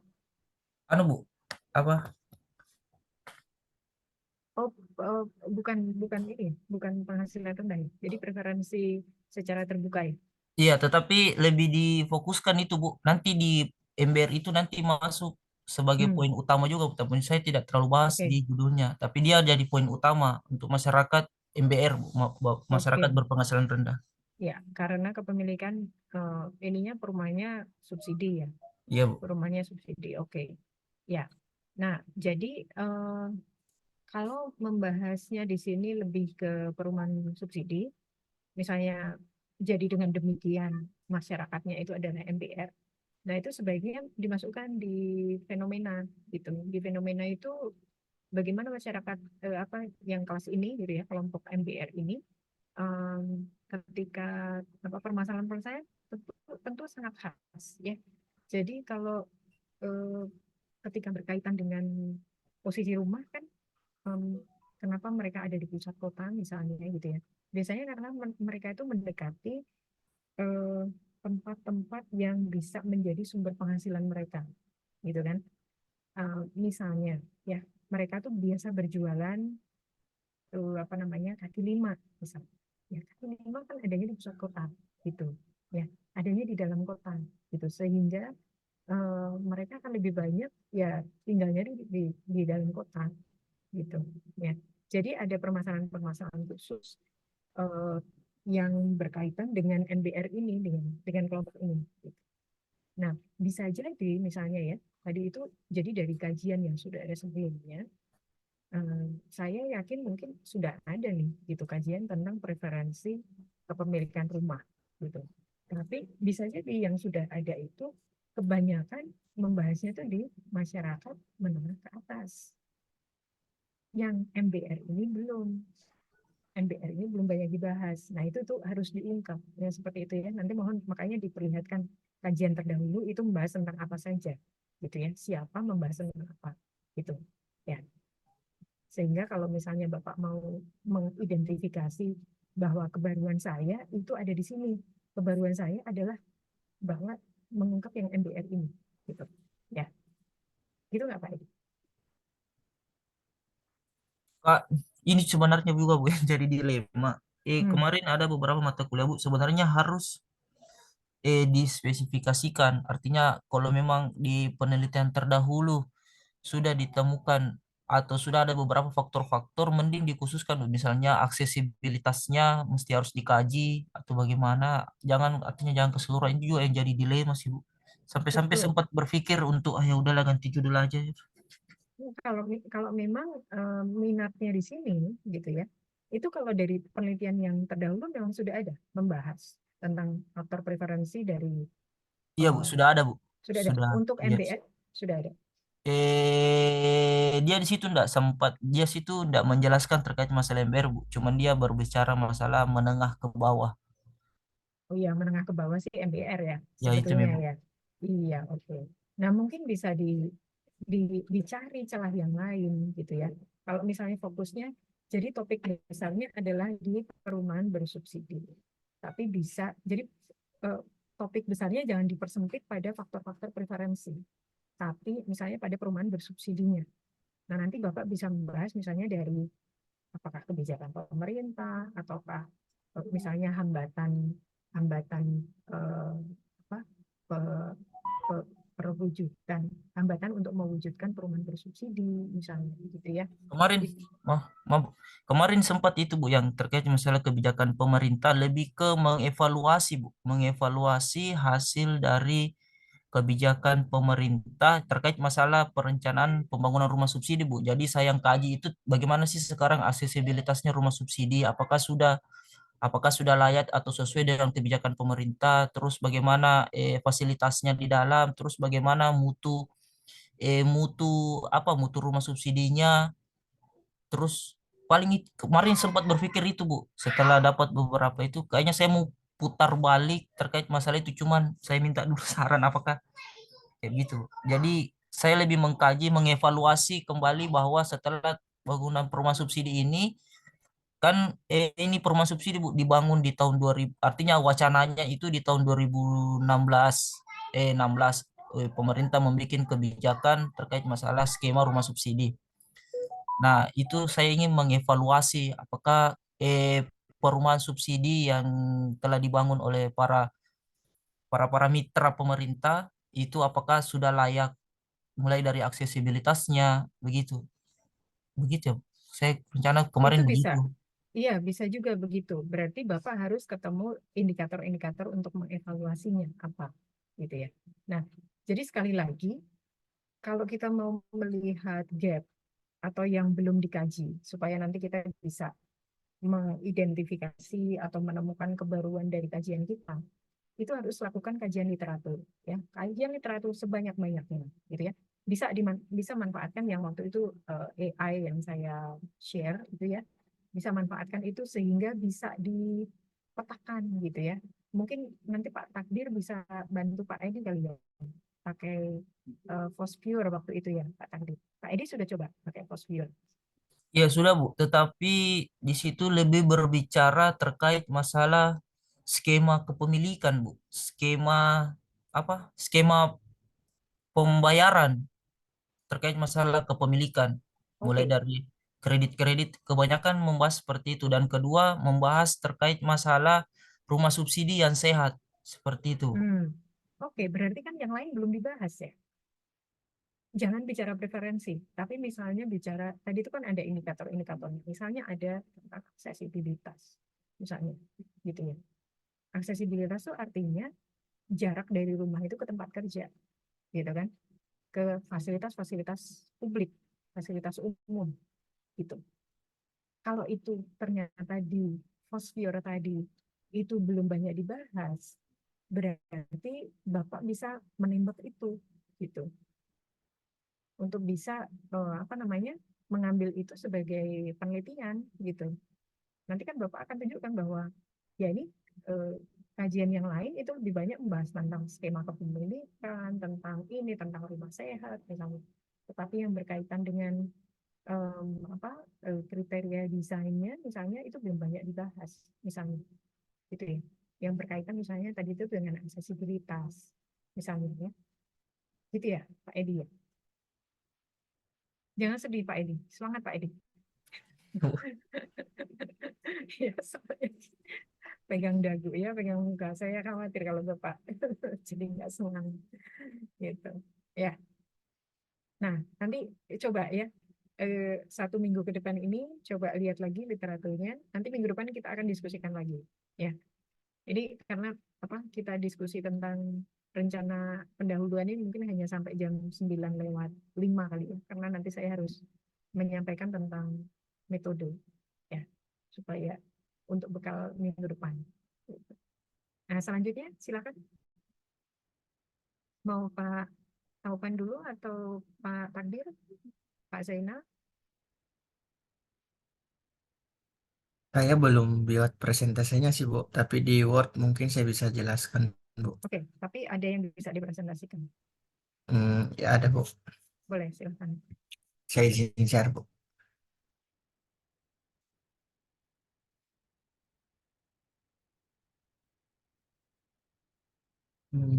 Terima kasih atas kesempatan yang diberikan kepada saya. eh untuk judulnya sendiri itu transformasi fungsi rumah tinggal menjadi coffee shop, di mana studi kasusnya itu saya ambil di Jalan Anggrek Raya, Kota Makassar. Nah, untuk di bab 1 itu pendahuluan, di mana ada latar belakang, saya bagi per paragraf. eh eh, saya belum sepenuhnya, ada beberapa bagian yang belum sepenuhnya saya ambil sesuai dengan presentasi yang diwajarkan kemarin, tapi 80% sudah mengarah ke sana, Bu. Nah, di sini yang pertama itu, untuk fenomena sendiri saya melihat di bisnis coffee shopnya sendiri, yaitu sangat menjamur di seluruh Indonesia, baik itu di Pulau Jawa ataupun di Sulawesi Selatan. Nah, tapi saya mengambil di Makassar sendiri dan saya melihat di situ cafe shop itu sudah ada di mana-mana. Yang pertama, kenapa menjamur? Jawaban yang saya bisa munculkan yaitu karena usaha yang banyak muncul di sosial media 5 tahun terakhir. Yang kedua, bisnis yang banyak diminati dan minuman kopi ini bisa dikatakan menjadi bisnis beberapa tahun belakangan ini.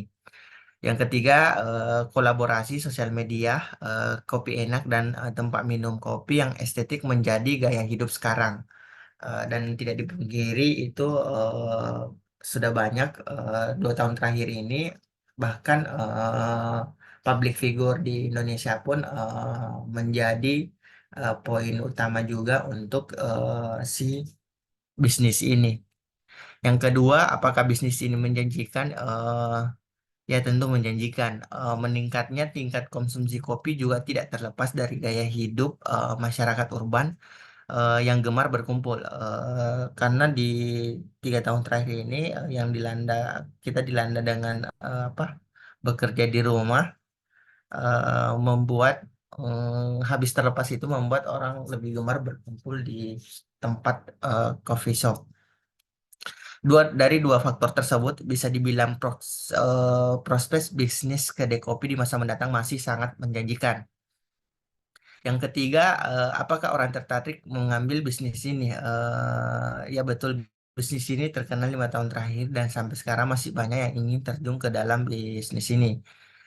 Yang kedua, banyak orang-orang yang benar-benar tertarik mengeksplorasi proses penyeduhan kopi dan ingin berbagi dengan orang lain di sekitarnya. Nah, untuk dari fenomena ini yang dimana bisnis kopi yang sangat menjamur menjadi latar belakang untuk apa judul yang saya ambil. Terus coffee shop ini berada di tempat yang banyak orang berkumpul dengan banyak coffee, dan di situ ada permasalahan yang ditimbulkan. Di mana permasalahan itu yang pertama, lalu lintasnya sangat padat. Yang kedua, penggunaan parkir yang tidak seharusnya, yang dimana tadinya khusus untuk parkir motor pribadi dan privat, sedangkan digunakan untuk area apa, eh, parkir untuk umum untuk si pengunjung cafe shopnya sendiri.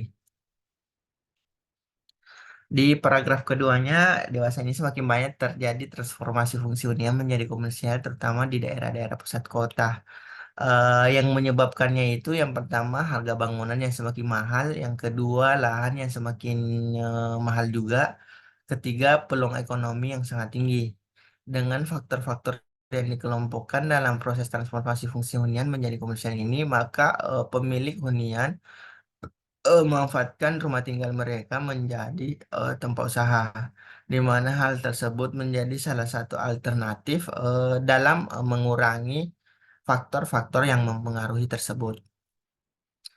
Ketiga, paragraf ketiga, mengapa pemilik rumah tinggal mau merubah fungsi huniannya, terutama yang berada di pusat kota.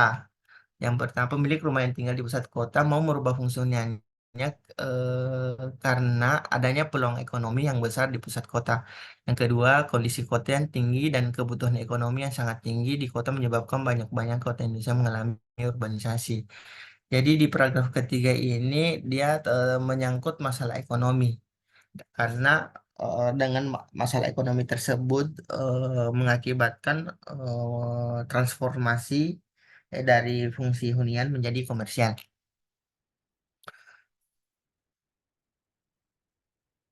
Ada beberapa faktor yang membuat mengapa pemilik rumah merubah fungsi huniannya menjadi komersial. Yang pertama, pertambahan jumlah penduduk. Yang kedua, urbanisasi. Yang ketiga, sama dengan kepadatan penduduk juga, ketersediaan sarana dan prasarana yang keempat, pertambahan biaya transportasi, lahan, peluang ekonomi. Dari beberapa faktor ini itu menjadi pemicu buat untuk seorang pemilik rumah yang mau merubah huniannya menjadi komersial.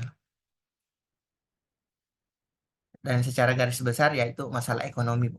Terus di paragraf keempat ini saya munculkan berdasarkan penelitian Drowo banyak yang mengkaji perubahan fungsi hunian melihat dari segi ekonomi, sosial dan kebutuhan ruang berkumpul. Dari artikel-artikel yang saya sudah kelompokkan, yang saya sudah kirim di spreadsheet, secara garis besar dia apa poin utamanya itu dari ekonomi, sosial, dan kebutuhan ruang berkumpul. Nah, ada juga yang membahas tentang beberapa artikel juga membahas tentang kebutuhan tempat wisata, di mana menjadi penyebab juga perubahan fungsi hunian. Terus ada juga tingkat kenyamanan yang disebabkan oleh perubahan fungsinya menjadi fokus untuk beberapa penelitian yang sudah dikaji.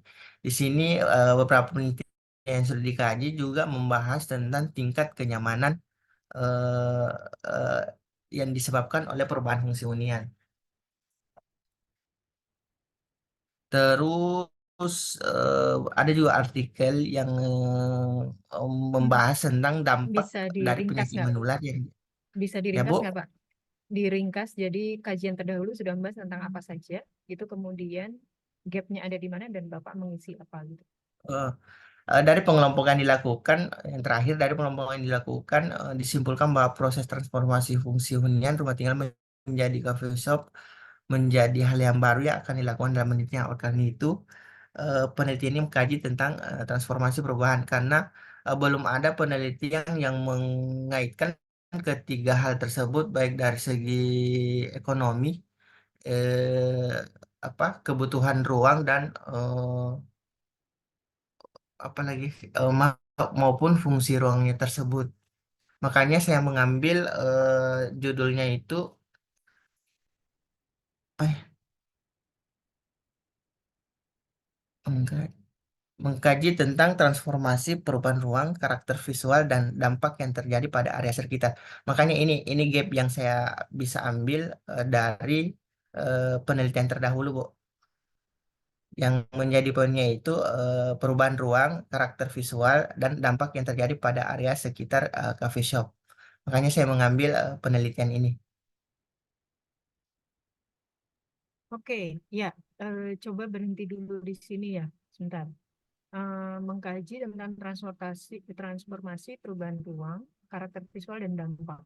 Nah, ini sepertinya kalau untuk mata kuliah ini saja sepertinya terlalu banyak ya, Pak ya. Perubahan ruang, karakter visual dan dampak itu mungkin nanti kalau mau transformasi ruang yang fokusnya pada ketiga ini gitu ya, itu bisa dipecah ke mata kuliah yang lain atau misalnya diperdalam di tesis gitu ya.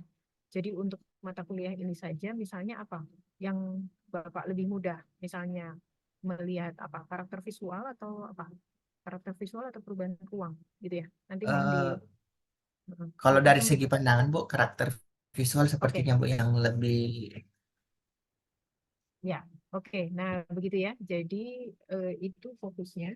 Nah, kemudian ketika bicara tentang tadi itu di depan bicara tentang fenomenanya sudah bagus disampaikan. Hanya saja perlu ditambahkan mengapa transformasi fungsi itu penting untuk dibahas. Jadi Bapak bisa menambahkan di situ literatur, misalnya transformasi fungsi itu dampaknya akan seperti apa sih, gitu. Misalnya dia berdampak pada perubahan ruang kota atau perubahan wajah kota secara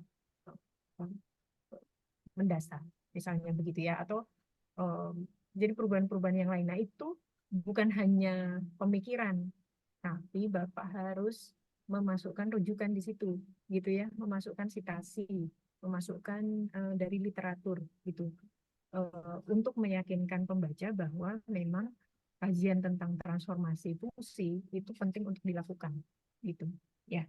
Dan ini sama dengan tadi Pak Edi gitu. Jadi jangan Astrid ya, jangan terlalu fokus pada kasusnya dulu Pak gitu. Ketika membahas tentang fenomena itu jangan terlalu fokus dulu pada kasus Jalan Anggrek. Tapi Bapak lihat yang lebih besarnya gitu. Transformasi fungsi itu kalau di berbagai belahan dunia, di berbagai tempat di dunia itu akibatnya bagaimana sih? Gitu. Fenomena transformasi ini bagaimana, kemudian mengakibatkan apa, gitu ya. Sehingga ini penting untuk dikaji, gitu. Ya, bisa dipahami ya, Pak Tagir? Siap-siap, Bu. Oke. Nah, kemudian mohon distrukturkan seperti tadi yang lain-lain ya. Jadi fenomena apa dulu, background-nya apa dulu, gitu ya. Tidak usah Ya, Bu. ditulis paragraf pertama, paragraf berapa, gitu ya. Tapi Siap-siap, Bu. lebih ke tentang misalnya kayak tadi kajian terdahulu siapa saja, membahas tentang apa. Ya. Ya, Bu. Siap-siap. Ya. Ini sudah 9.02 ya. Mungkin nanti Pak yang belum berarti Pak Taupan dengan Pak Zainal ya. Kita bisa Ya, Bu. insya Allah minggu depan saja ya Pak ya. Minggu depan saja. Nanti saya juga mau bicara lagi, sepertinya ada perubahan jadwal lagi gitu ya, supaya bisa lebih mendalam diskusinya sebelum nanti sampai di akhir semester gitu ya. Kemudian tentang UTS-nya juga gitu. Nah, sekarang saya mau sampaikan dulu sedikit tentang metode ya, tentang bab metode atau bagian metode, karena minggu depan itu kita akan mendiskusikan tentang rencana penelitian ya.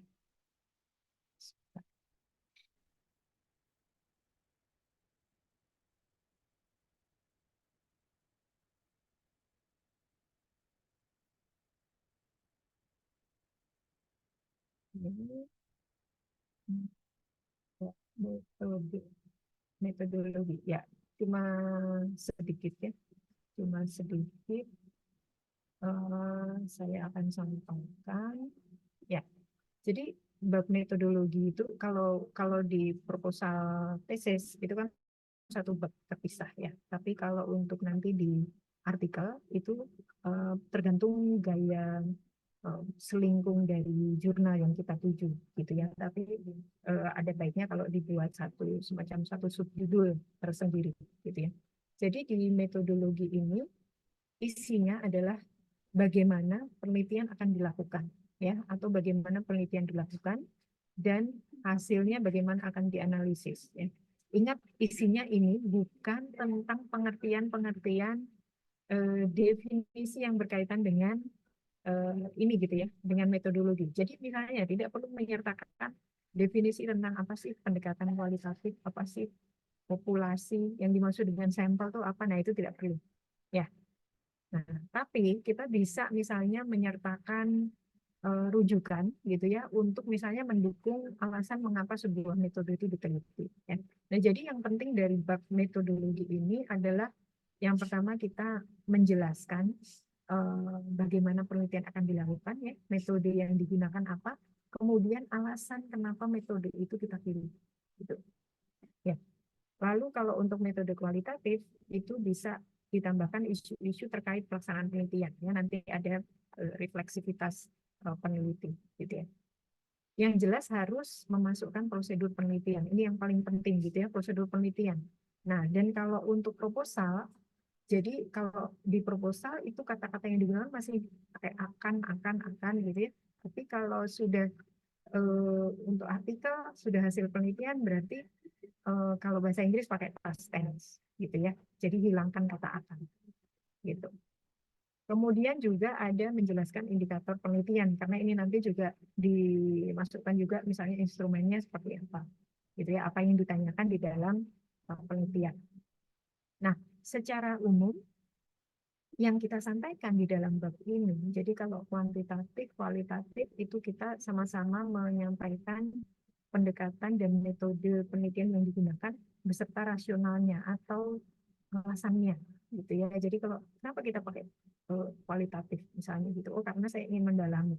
Kenapa kuantitatif? Oh karena saya ingin melihat apa namanya profil dari populasinya misalnya begitu ya. Lalu lokasi, durasi, waktu penelitian itu penting juga untuk disampaikan. Kemudian variabel-variabelnya gitu ya. Kalau misalnya hanya satu variabel, misalnya mau melihat apa pola sirkulasi misalnya gitu. Nah itu ya sudah sampaikan bahwa variabel penelitiannya hanya itu gitu ya, yang akan diteliti adalah itu. Atau misalnya kalau mau melihat pengaruh misalnya gitu ya. Nah berarti kan ada pengaruh apa terhadap apa, berarti variabel terikatnya apa, variabel bebasnya apa gitu ya. Kemudian teknik pengambilan data dan data yang diambil. Jadi bagaimana kita akan mengumpulkan data. Kemudian itu akan digunakan untuk mengumpulkan data apa. Misalnya kita mau menggunakan interview. Interview itu akan menginterview siapa saja. Akan mencari tahu tentang data apa. Gitu ya. Kemudian kalau kita misalnya menggunakan sampel, termasuk misalnya interview, itu harus kita jelaskan siapa yang kita interview dan mengapa dia kita pilih, gitu ya. Artinya kan ditentukan secara purposif, ya, berdasarkan kriteria tertentu.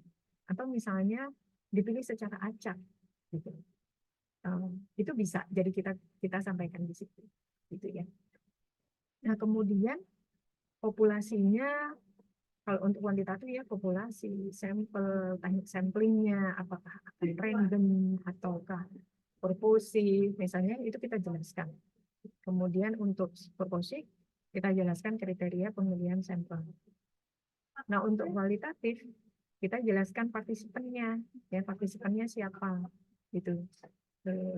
Informannya siapa, informan pangkal, informan kunci itu siapa. Kemudian kriteria pemilihan partisipan bagaimana, gitu ya.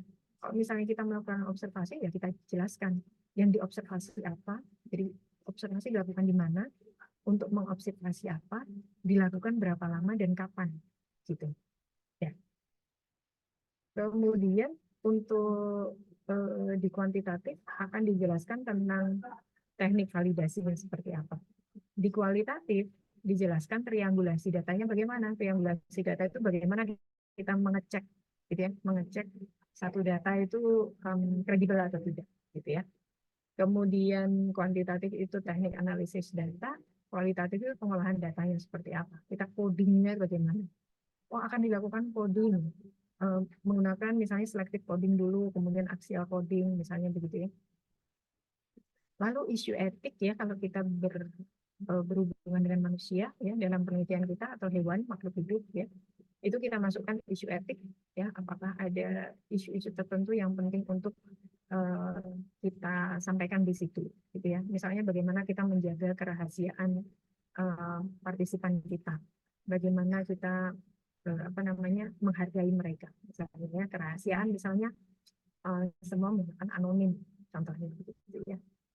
Nah kemudian untuk kualitatif itu ada refleksivitas peneliti, ini itu isinya sebetulnya lebih tentang bagaimana peneliti itu terlibat ya di dalam penelitian itu gitu ya, apakah ada bias atau tidak gitu, apakah ada kemungkinan misalnya peneliti itu menjadi melihat data itu misalnya tidak lagi netral misalnya, atau dia semudah apa sih bisa masuk di informannya dia atau partisipannya dia gitu ya, sehingga data-data yang dia ambil itu bisa dipercaya gitu atau kredibel gitu ya. Nah, ini contohnya ya, ini contohnya misalnya kami menerapkan pendekatan perilaku dalam desain pusat rehabilitas narkoba untuk pria ini, gitu ya. Kalau ini metode untuk desain, gitu ya. Tapi ada sebetulnya berkaitan dengan penelitian. Ya. Sebelum melaksanakan proses desain, kami melakukan studi tentang klasifikasi penggunaan obat-obatan, perilaku pecandu narkoba, dan kebutuhan spasial mereka. Kami mewawancarai psikiater, konselor, psikolog, dan dokter yang menangani pecandu obat-obatan tentang karakteristik obat-obatan dan perilaku spasial para pecandu. Kami juga melakukan observasi partisipan pada sejumlah pusat rehabilitasi pecandu narkoba. Ya, di sini disebutkan di mana saja, gitu ya. Tujuannya apa? Tujuannya adalah untuk memahami suasana dan kegiatan spasialnya. Gitu ya. Nah, ini yang tadi saya sebutkan, kita bisa memasukkan rujukan di sini. Misalnya merujuk pada Denzin, gitu ya. Karena menurut Denzin, observasi partisipan itu tujuannya adalah untuk memahami suasana dan kegiatan spasial, gitu. Ya, jadi kita bisa merujuk Denzin. Bisa juga misalnya nih pengertian dari penelitian atau metode fenomenologi, misalnya adalah metode yang digunakan untuk memahami makna tentang fenomena tertentu, ya, makna dari subjek yang kita teliti tentang sebuah fenomena. Nah, kita tidak perlu misalnya di bab metode ini kita tuliskan definisi dari metode fenomenologi adalah, nggak perlu, atau metode fenomenologi adalah bla bla bla, nggak perlu. Tapi misalnya begini, penelitian ini menggunakan metode fenomenologi untuk memahami makna partisipan atau subjek penelitian tentang fenomena transformasi ruang, misalnya begitu. Ya, nanti kemudian dalam kurung misalnya Creswell, gitu ya. Jadi siapa yang bilang bahwa fenomenologi itu digunakan untuk memahami makna? Oh, Creswell misalnya ya, Creswell tahun berapa, gitu ya. Jadi definisi tadi kita kaburkan, tidak dalam bentuk definisi, tetapi kita satukan, kita integrasikan dengan alasan kita mengapa kita memilih metode tersebut, gitu. Ya, bisa dipahami ya. Oke, nah kemudian ini ya, kami mengamati aktivitas yang terjadi. Jadi di sini itu dia jelaskan observasi itu apa saja yang diamati. Oh, aktivitas, kemudian tentang ruang, penggunaan ruang-ruang, gitu ya. Kemudian mencari tahu tentang perilaku pengguna, motivasi, interaksi sosial, privasi dan kenyamanan, gitu. Ya. Ini sudah analisis. Nah, tentang metode sesingkat itu, gitu ya. Tentang metode itu sesingkat itu, apa namanya? Nanti minggu depan saya mohon untuk sudah bisa menyiapkan rencana penelitiannya. Jadi gunakan saja slide seperti tadi yang mudah untuk dipahami, mudah untuk kita lihat, gitu ya. Jadi yang tadi itu dari pendahuluan sampai metode itu semuanya sudah dimasukkan, gitu ya. Lebih dari satu slide nggak apa-apa, tapi apa namanya? Yang penting informatif, gitu ya. Nanti Pak Zainal dan Pak Taufan silakan sudah langsung sampai di sana juga ya Pak ya. Jadi Bisa, Mbak. Bisa Bu ya presentasi sekarang, Bu. sudah siap isu sebenarnya, Bu. Oh gitu. Sampai, Ya, sebentar. Soalnya Bu. saya ada kelas 9.30 ya. Ada kelas 9.30 saya harus peralihan dulu nih. Oke, gitu ya. Ya boleh deh kalau mau presentasi. Tapi sebetulnya saya masih membahas jadwal. Membahas jadwal apa namanya? Mungkin saya bahas dulu jadwal sedikit ya. Oke. Nah, makanya tadi saya sampaikan lebih baik kalau presentasi itu di depan gitu. Kalau udah belakang-belakang itu udah nanti waktunya habis gitu ya. Oke, ini ya kita tuh di sini ya, di pertemuan ke-6 minggu depan itu akan membahas tentang rencana dan instrumen penelitian. Jadi saya mohon bisa presentasi dan mohon bisa hadir tepat waktu pukul 7. Kemudian kita akan presentasi seperti tadi, kita diskusikan ya sampai bab metode.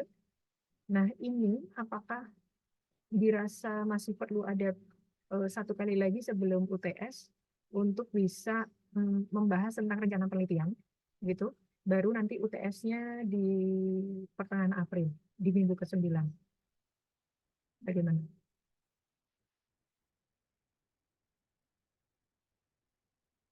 Nah, nanti jadi UTS itu sebetulnya sudah saya sebutkan seperti ini ya. Jadi materi untuk UTS apa bukan pada hari H kemudian saya sampaikan. Maksudnya adalah supaya Ibu Bapak bisa menyiapkan mulai dari sekarang, gitu ya. Mengerjakan dari sekarang silakan. Pada hari itu, hari UTS itu tidak akan ada kuliah. Jadi silakan fokus untuk menyelesaikan UTS-nya kemudian diupload, gitu ya. Kemudian diupload. Nah, ini apakah mau diundur setelah Idul Fitri atau mau di awal bulan April, tetap di awal bulan April, gitu. Ya, kalau misalnya sudah jadi minggu depan itu kita diskusi kemudian sudah cukup, gitu ya. Jadi kita bisa UTS di sini, kemudian Ibu Bapak bisa sudah langsung mulai melakukan penelitian, gitu ya. Penelitian tuh jadi di minggu 9, 10, 11 itu kita bisa diskusikan di kelas hasil dari penelitian dan mungkin sudah membuat draftnya, gitu ya. Oke. Ya, nanti mungkin kita lanjut diskusinya mau apa tentang penjadwalan UTS itu kita lanjut di grup saja. Nah, sekarang Pak Zainal silahkan presentasikan ya, cepat saja ya Pak ya.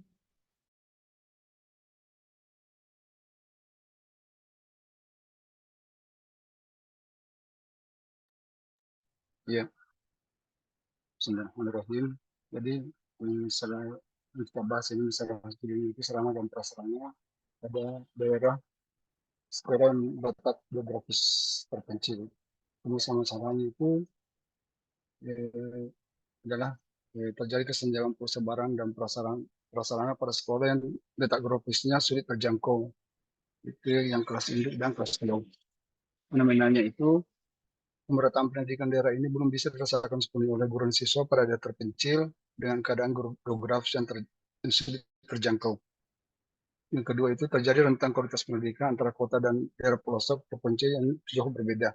Ketika itu minimnya sarana prasarana sekolah, maka akan berakibat pada minimnya tingkat pendidikan karena sarana dan prasarana sangat berpengaruh pada minat mengajar guru serta minat belajar siswa.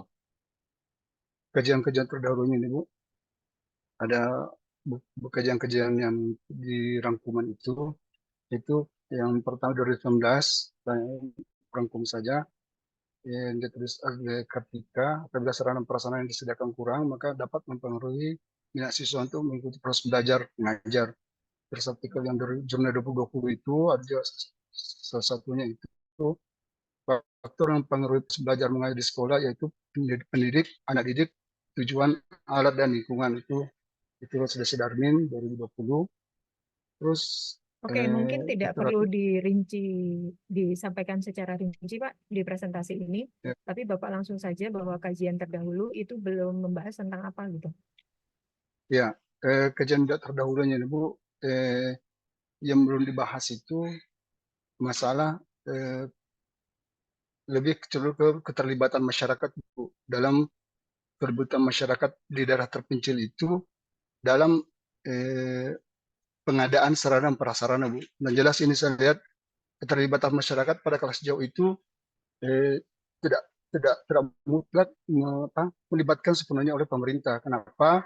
Karena pemerintah daerah di sini sendiri itu sulit menjangkau tempat-tempat seperti itu yang terjauh dengan kelas jauh itu. Nah ini diharapkan itu ada keterlibatan masyarakat setempat dalam pemenuhan standar sarana dan prasarana pada sekolah yang terpencil itu.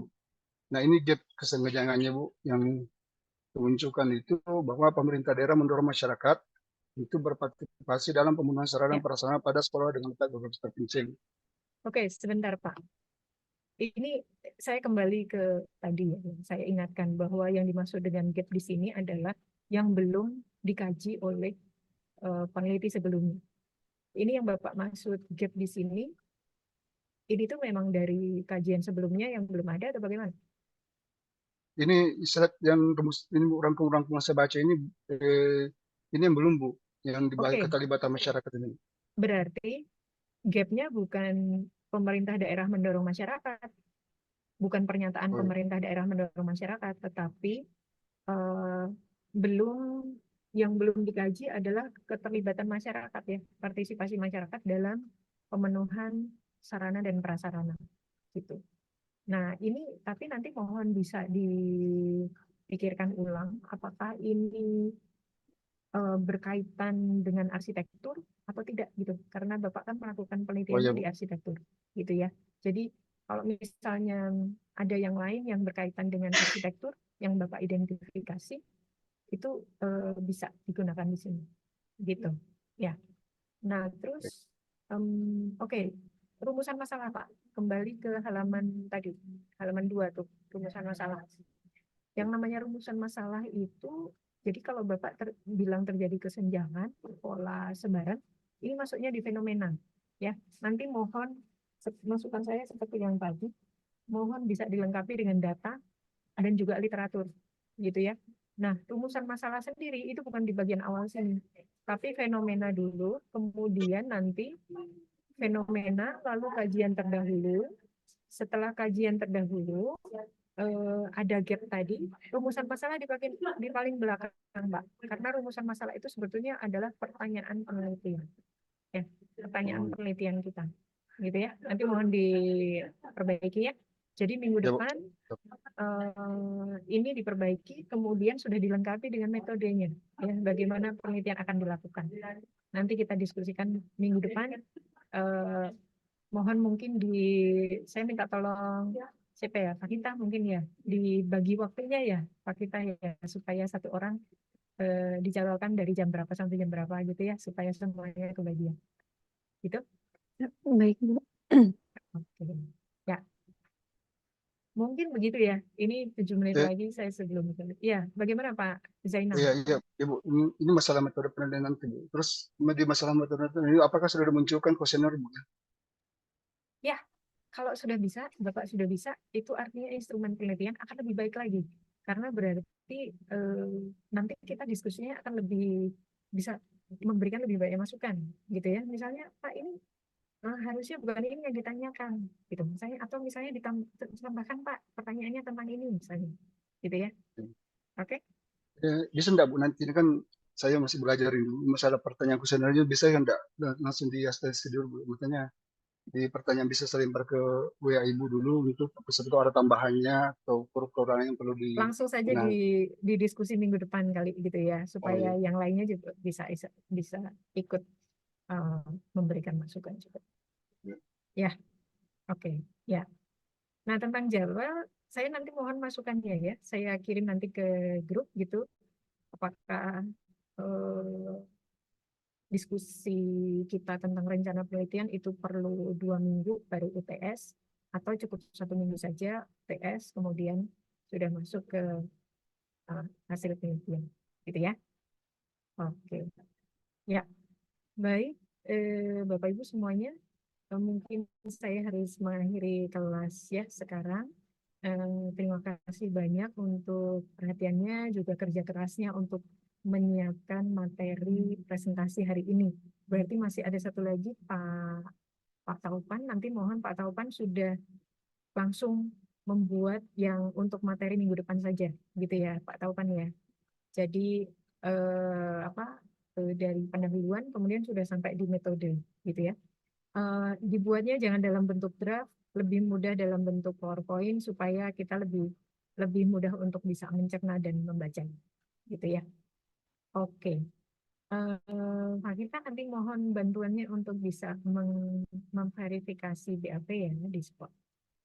Oke, barangkali demikian Bapak Ibu, saya tutup ya. Selamat menjalankan ibadah Ramadan.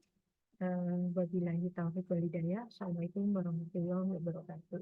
Waalaikumsalam Waalaikumsalam warahmatullahi warahmatullahi wabarakatuh. wabarakatuh. Banyak, Bu. Terima kasih. Mangga, sama Sama-sama.